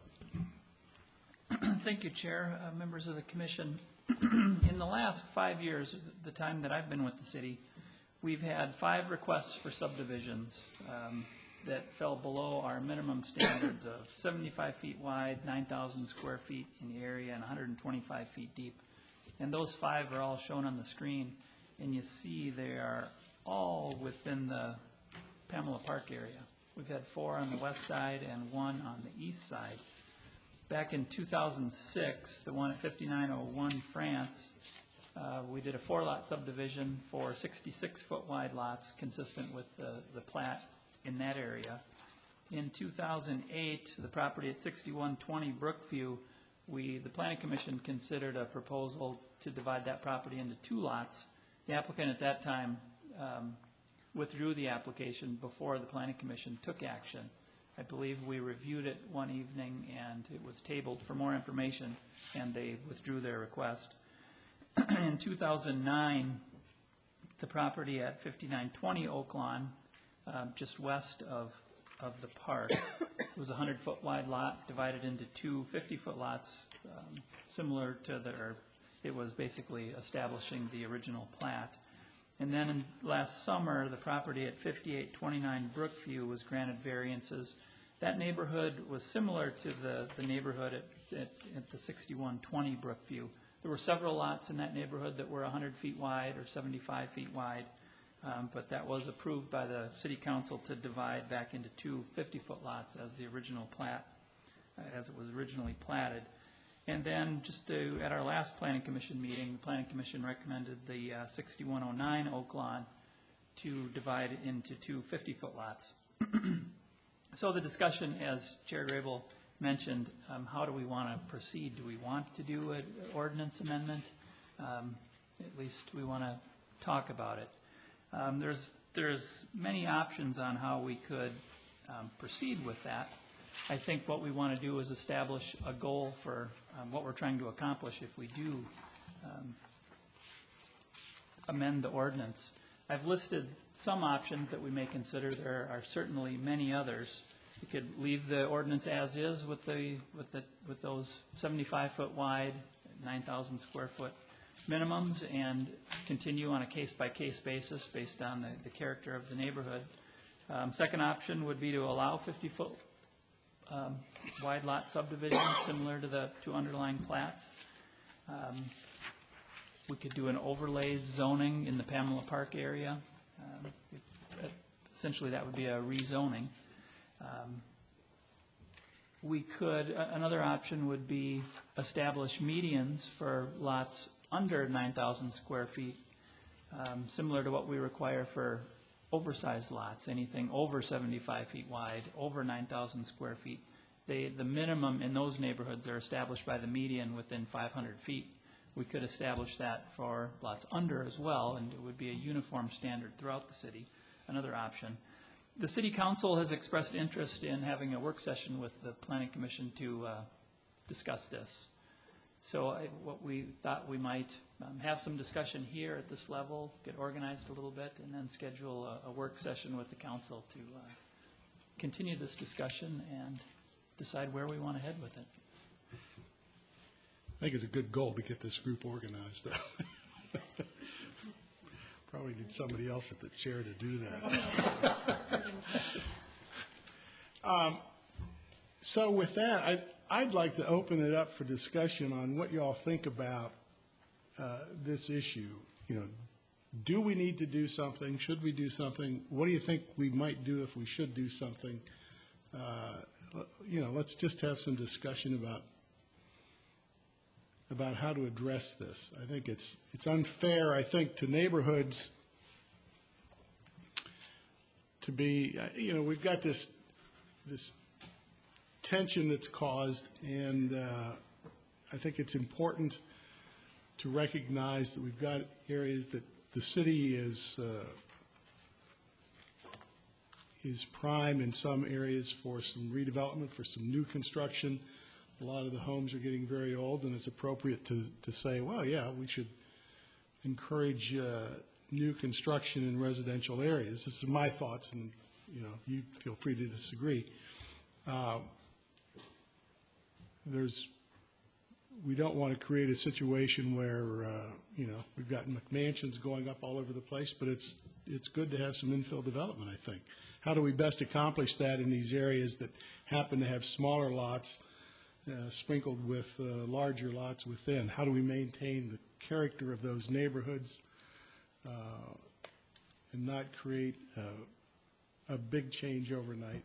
I think it's worth thinking about, and I'd like to see some action. My personal view is I think we ought to do something. I kind of like the idea of the minimum, you can expand up if you're over 75 feet, but you ought to be able to expand down if you're less than 75 feet. So what are your thoughts, Commissioner Schroeder? Well, I'd like to just toss out that there are other options that I think we might consider that we didn't consider when we were going through some other rezonings, in particular looking at the option of a PUD. If you look at other communities, Minnetonka allows for a single-family PUD. It has a minimum lot size, I think, of 44,000 square feet. Richfield has a similar, but I think theirs is 1 acre, which is slightly less than that. Wayzata allows a PUD on any legal lot in the city. In contrast, St. Louis Park, which probably has similar size lots as the ones that we're dealing with in this map, doesn't allow PUD in an R1 or R2 district, so it's very similar to ours. One of the benefits, I think, is that through the PUD process, the questions that have been brought to us by neighbors of what results would be answered, because it's project specific, and we define the parameters, which almost requires someone doing a subdivision to bring forward a plan for what's going to be built there. You wouldn't have a PUD without actually having a plan. It doesn't mean that somebody still couldn't pursue the variance based on our existing ordinance. It just allows them another tool. And I think the other thing that we might be cognizant of is that a PUD is actually rezoning and probably has a higher standard, which has different voting requirements for approval, I think. So I'm just wondering if that could also be added into the mix.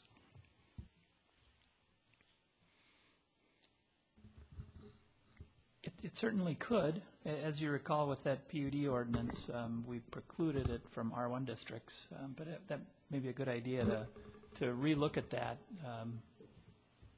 Take the Waters project as an example. Under the current code, we couldn't have done a PUD because of that standard, and I think we probably would have been better served to do that under a PUD. So it would be revisiting that same issue, which would be a good one. Mr. Chair. Commissioner Fisher? It's interesting because it wasn't that long ago we were having the discussion. Well, it was actually a long time, but not that long ago. And at the time, it was really about what people were afraid of. They were, in a sense, afraid of what a PUD could do in a single-family residential neighborhood. And it's interesting that there have been numerous opportunities here where we realized it would actually have been way better for the neighborhood to have had that PUD opportunity. And if you think about the recent discussion we just had on this rezoning or the variance on the lot size, the concern about the trees, for example, had you been dealing with a PUD, you could have actually seen how the layout of this house would affect the actual trees or the neighbors or whatever. And so the more I think about it, I think we did what we had to do back when we were talking about PUD, but I think we've also had some interesting experiences since, and it would be worth at least bringing it up as part of the discussion.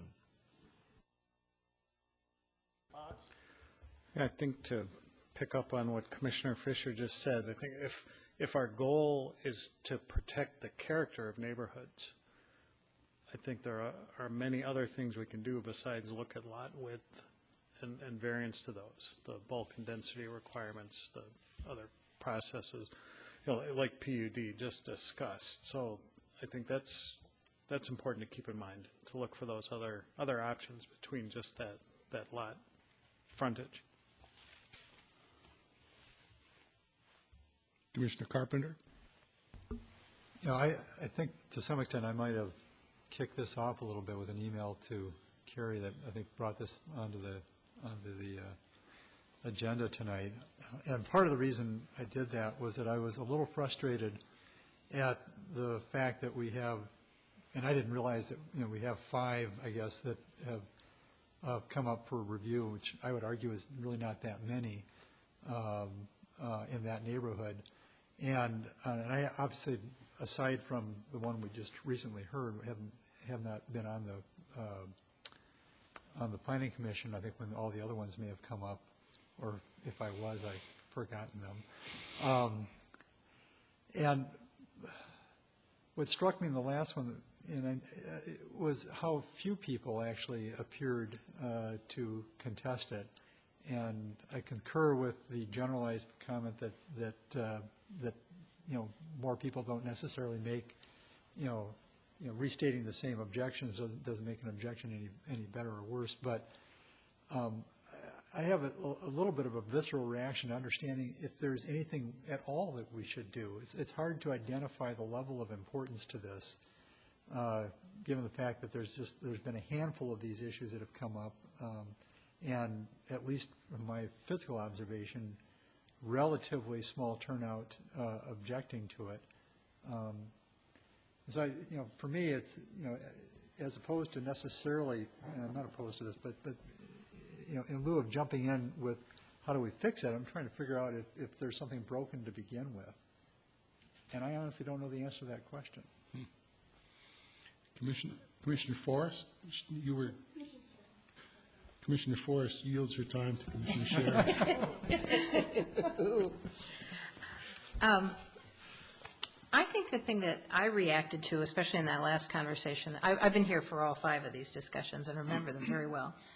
And I think the thing that I've reacted to is that we've heard in several of these discussions, and we definitely heard it again at our last meeting, from people who were opposed, that they feel undercut at how we choose as a body to reflect on this particular kind of variance as it relates to a part of the code that's been there now for a number of decades, which is a 75-foot minimum lot size. And that they don't buy the idea, which we toss around here and which staff tends to use as part of its justification, that original plat trumps current code, even if that property has existed in the state that it's in today since the first home was built on the property.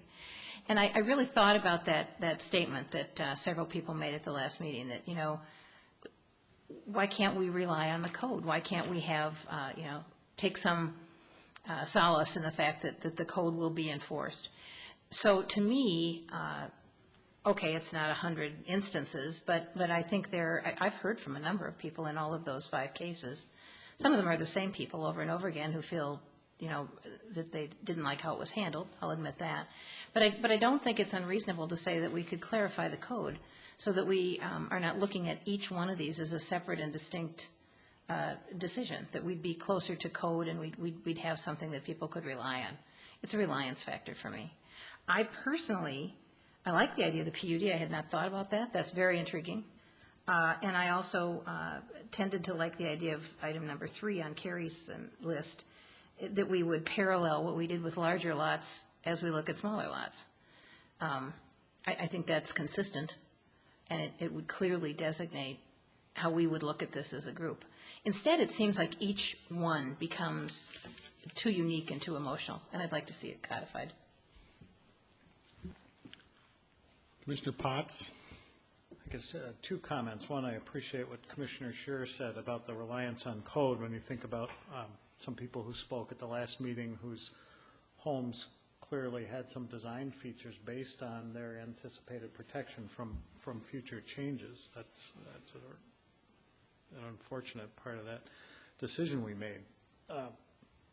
Different question I have, and maybe this is something that staff could research for us, is I wonder how many more of these may come up. In other words, if a lot between 100 and 149 feet wide is one that's going to be split and need a variance, how many of those are left?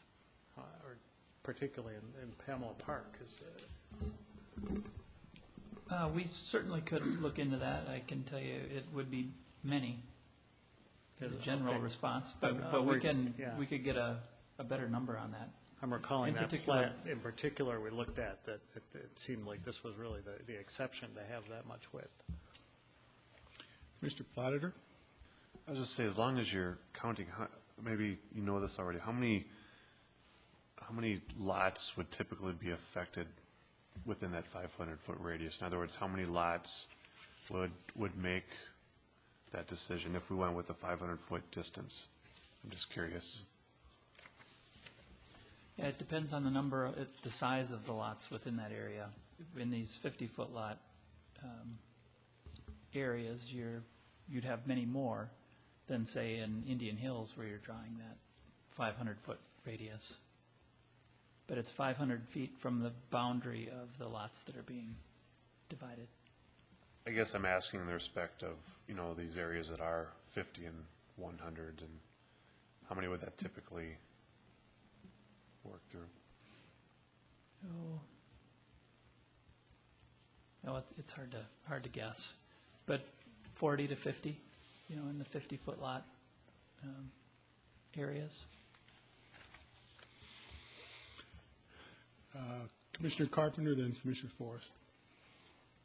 Just really quickly, one of the comments I made at the Planning Commission meeting when this last one came up was the observation, and it was a very generalized observation, just looking at the map that was contained in our staff report, suggested to me that there are just a ton of 50-foot, that's a legal term, a ton, of 50-foot lots in that general neighborhood.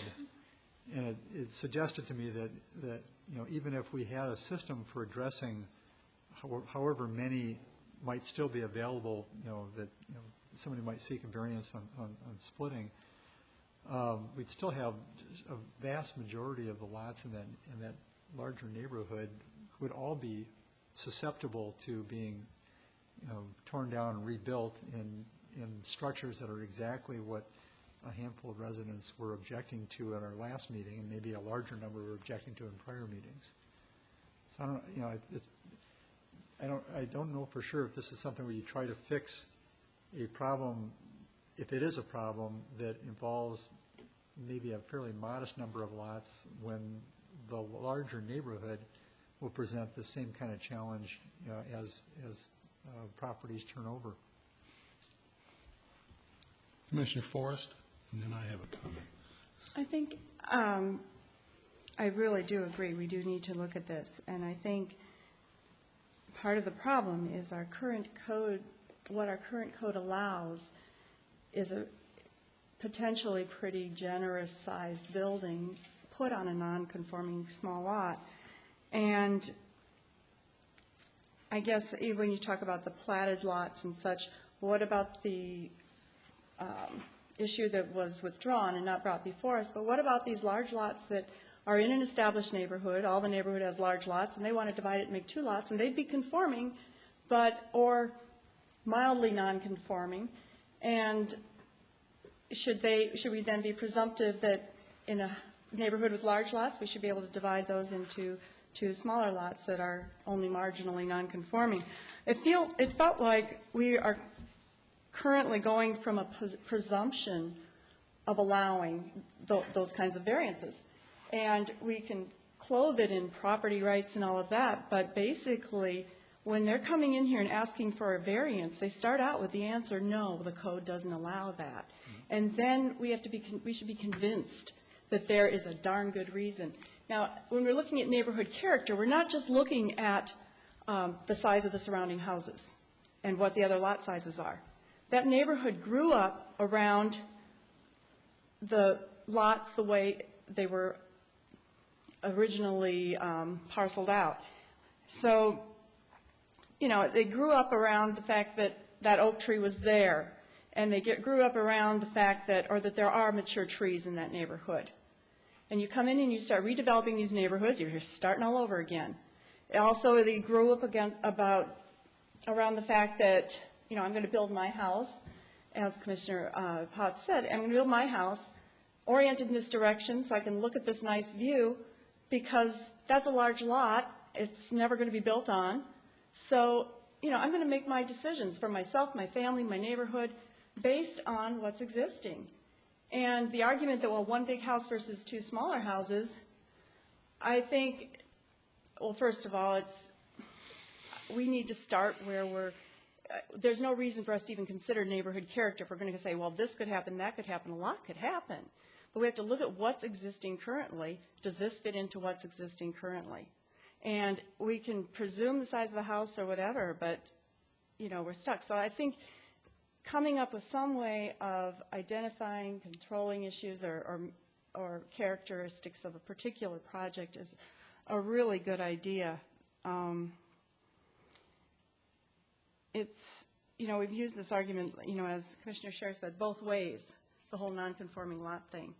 And we have so much variety in our housing stock in this town and neighborhoods in this town that a one-size-fits-all isn't good. And I imagine we could restrict any PUD-type ordinance that it would have to remain R1, maybe, or under the characteristics of R1. I don't know.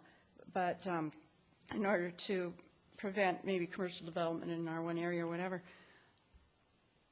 I think another concern of mine, too, is when you have any non-conforming lots where there's a tear down and a rebuild, even without a lot division, if it's a non-conforming lot, I think it would be nice to be able to, depending on what the circumstances are, if we even can, perhaps invoke some type of ordinance that measures the size, scale, and massing of the proposed project against the averages in the neighborhood or surrounding properties or something similar to what they do in the country club district for maintaining height.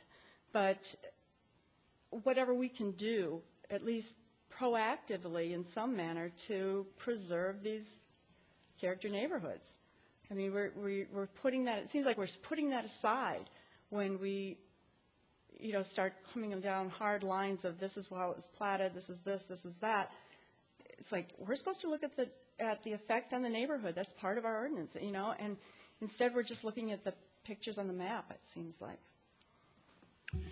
Well, if I might, I look at what's in the plan and the land use goals, and it does talk about protect and preserve the essential character of existing residential neighborhoods, preserve and maintain housing that serves a range of age groups and economic situations, facilitate development of new housing and recreation facilities that accommodates needs of aging city residents, and encourage infill and development and redevelopment opportunities that optimize the use of the infrastructure and that complement the area and neighborhood context and character.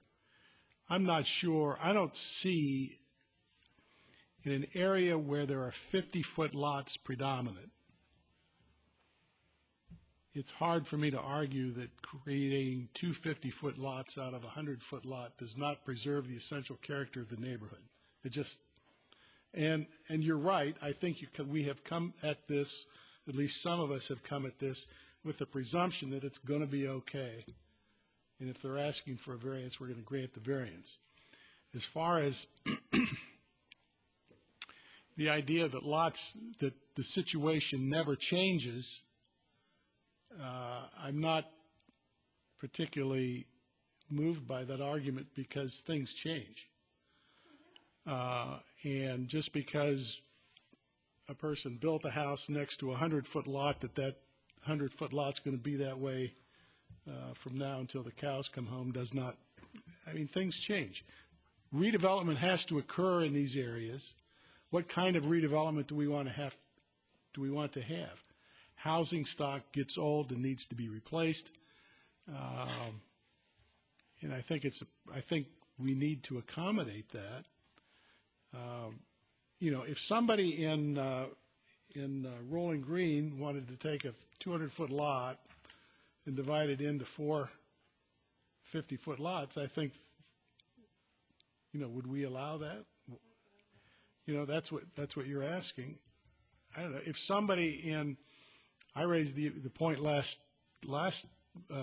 meeting, if somebody in this neighborhood that backs up to Pamela Park wanted to buy three lots, 3 houses, and combine those lots into a 150-foot lot, and build a big house, you know, what would the effect be? I think we need to have something that we can really realistically take a look at the issues and control them. You know, the PUD idea may be a perfect solution to something like that. I don't know. Commissioner Forrest? I agree with you. I concur with you on all of those points. But under the state statute, we are supposed to look at the effect on the neighborhood. So we have to look at, how is this going to affect this particular project, affect this particular block, portion of a block, streetscape, views, sunlight, all of those things. So I think there has to be some type of individualized approach or very creatively written ordinance in order to at least give notice to the residents that this is a possibility, and also maybe to address those, individual circumstances as we can in a variance or a PUD. I'm also sensitive to the fact that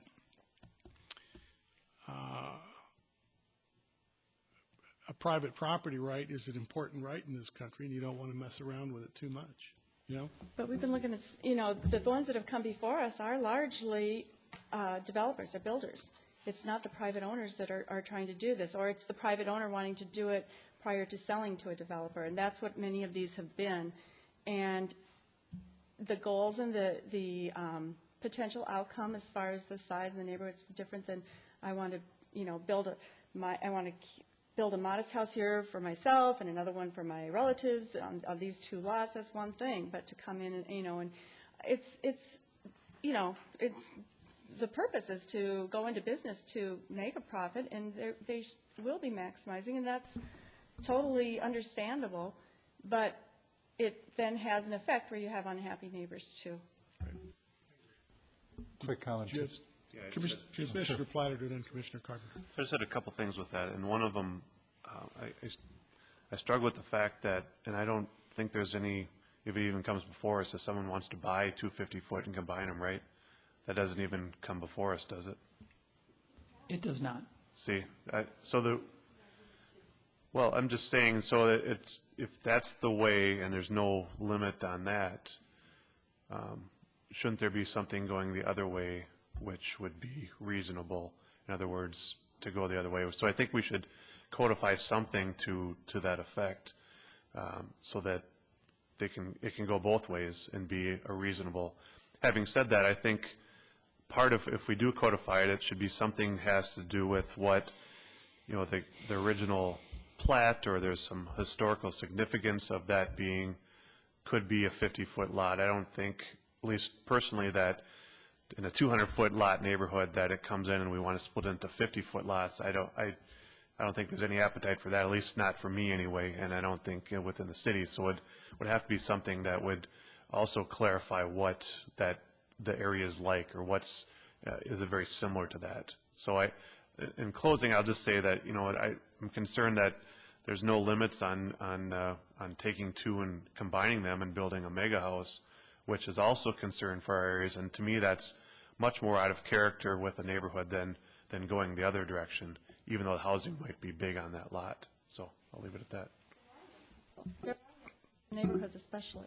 Right. Commissioner Carpenter had a comment. But you can combine. Yeah. Commissioner Carpenter? What is it?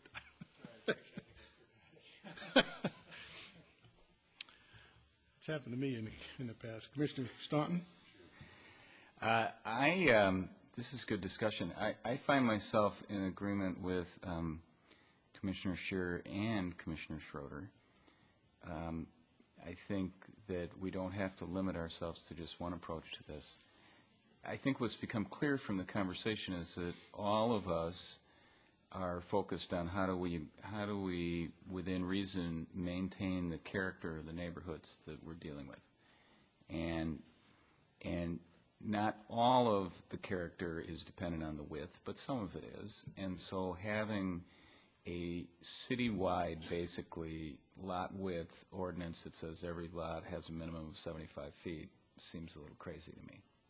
And we have modulated that in the larger lot areas of town with this this kind of modification. And so, and even in the comprehensive plan, you know, we recognize that we've got these character areas or these character districts, and so I think this all makes sense to me that we're talking about kind of preserving character of various different areas.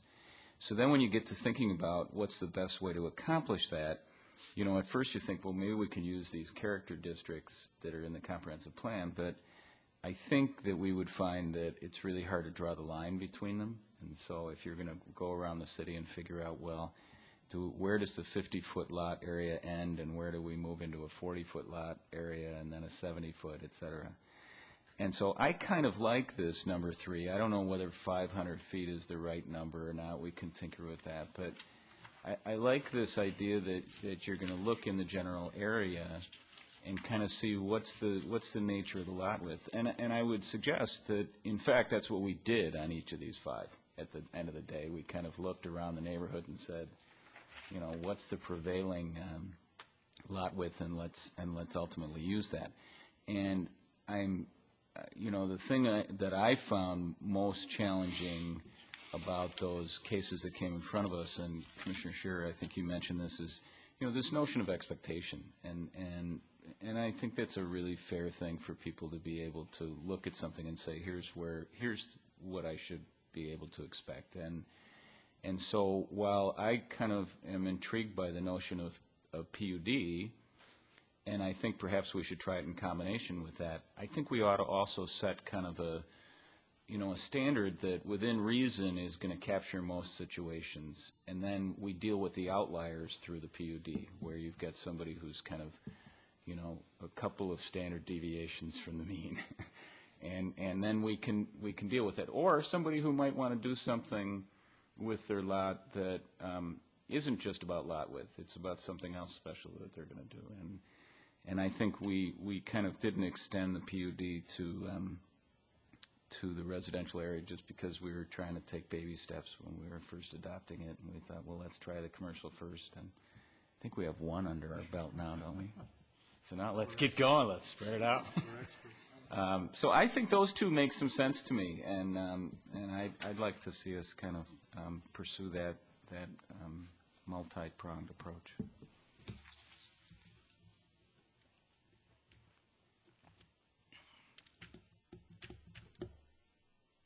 Anyone else? Well, in terms of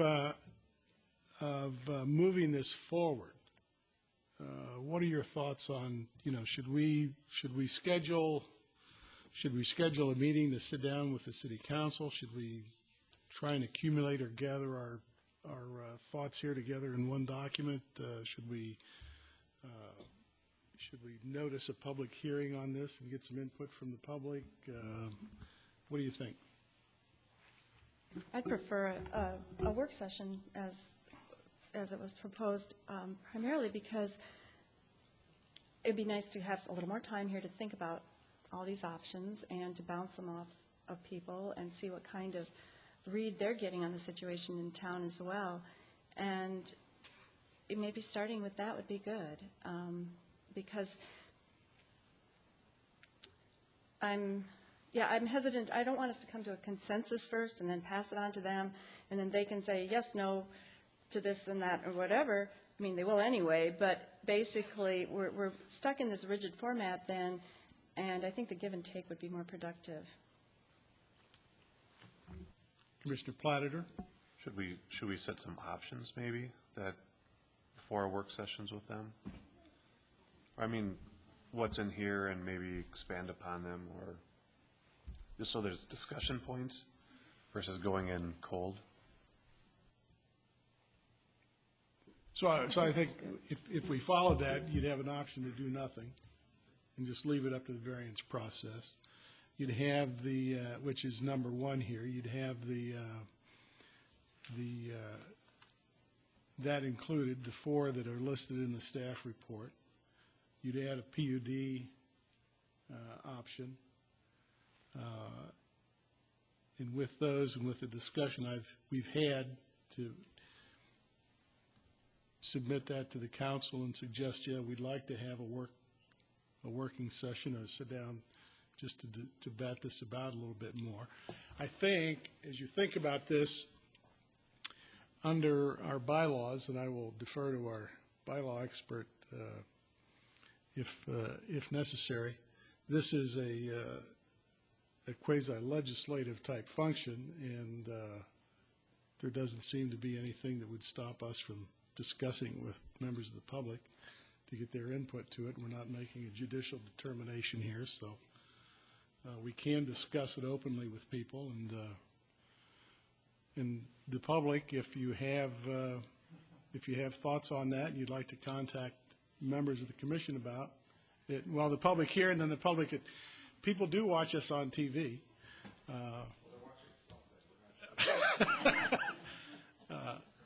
But we would welcome, I think, comments from the public about this. This is a big issue. So. I actually emphasize that I would really like to see comments from the public, because I think that's largely, at least for me, that's what's been missing, is getting enough input to feel comfortable that I knew what the public really wanted. I know that's not the only issue, but Right. So maybe with that, Carrie, we tee it up to have a discussion with the council, and I will do that, and I know that their calendar is tight for getting on their work session schedule. So I'll try to do that, but maybe in the meantime, we come back on another agenda, and I can advance some of these things that you've talked about, maybe even frame up a PUD, kind of the combination median under the minimum lot sizes, kind of frame it up a little bit and explore each of those options again, and we can have one more discussion. But in the meantime, I'll get on the docket for a work session. okay. Commissioner Forth? I like the idea of fleshing it out some, and as Commissioner Platter said, identifying some potential options. I just am concerned that we get too rigid or too restrictive. I hope we can kind of grow from all the ideas that come. Keep it loosey-goosey. That's a legal term also. Any other comments on this issue? All right, thank you very much for your attention to that, and we will move that forward. And, okay, here's my agenda. All right, the next item on the agenda, correspondence and petitions. You received the council connection, and we also received in our packet a newsletter from the Met Council. So I commend those to your attention. Chair and commission member comments. First item I'd mention is I will not be here at the next meeting, so I would ask Commissioner Staunton to chair that meeting. I've asked Carrie to make sure the agenda is full of all kinds of rancorous and controversial matters. I'll get those out of the way when I'm not here. February 8th. I met with the chair of the Transportation Commission and the assistant city engineer and Carrie last week, and we discussed, the Planning Commission is sort of taking over the traffic portion of the traffic issues related to developments. The Transportation Commission is moving away from that and focusing more on broader transportation issues for the city. Since we do not have members we don't have members crossing the lines and having a Planning Commission member meet with the Transportation Commission and vice versa anymore. There is a concern that we might want to get together from time to time just to know what each body is doing. Jennifer Janeby and I batted that idea around it. So we're moving forward on that just to increase communication between the Transportation Commission and the Planning Commission, and what we're concerned about when we're looking at traffic as opposed to what they're concerned about on those areas. So that's happening. And then there is a presentation, a one-day workshop coming up, and I don't remember the date, on living streets, that concept. Commissioners Platter and Forrest will be attending that session on behalf of the Planning Commission, and so we'll look to hear from you both as to what develops that and what develops out of that and what your impressions are. So those are my comments. Other comments from anyone on the commission? Commissioner Staunton? Mr. Chair, I am pleased to announce that the steering committee for the Grandview District has voted at a meeting last Thursday to approve a development framework proposal for the Grandview District.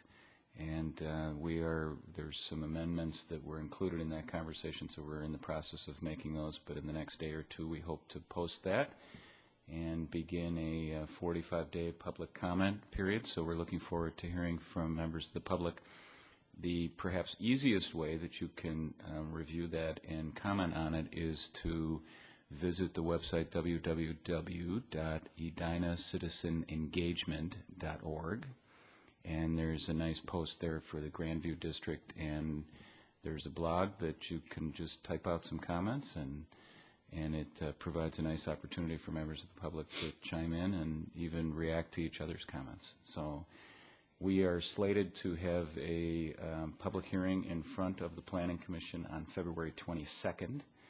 I am certainly hoping that the chair has returned by then.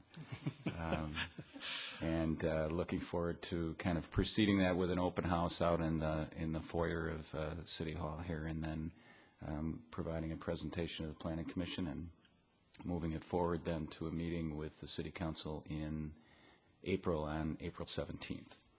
And then hopefully move forward with implementation after that. So there were actually several members of the steering committee who were here tonight asking questions on the TIF items, and so I'm just really proud to have worked with so many people who dedicated so much time.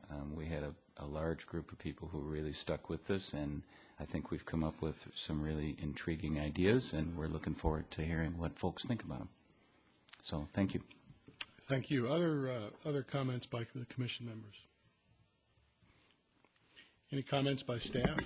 I do have one quick one. At the council work session, maybe a couple of weeks ago, the council talked about the attendance policy. And one thing that they will be instituting for this year, in the event that we cancel a meeting, you all get credit for being here. So that's quite a change from the past. That is a good change. Carrie, from our meeting the other day, it was mentioned that the city is undergoing redoing its website. Do you have any information on that?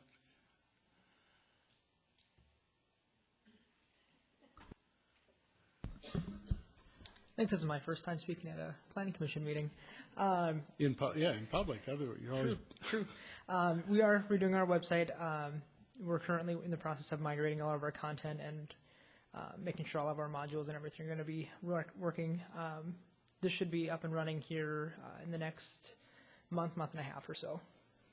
So it's well on its way. Good. Other comments from staff? Okay. The next item on the agenda is adjournment. Mr. Chair, I'll so move adjournment to tonight's meeting. Second? I will second that. All in favor, say aye. Aye. We are adjourned.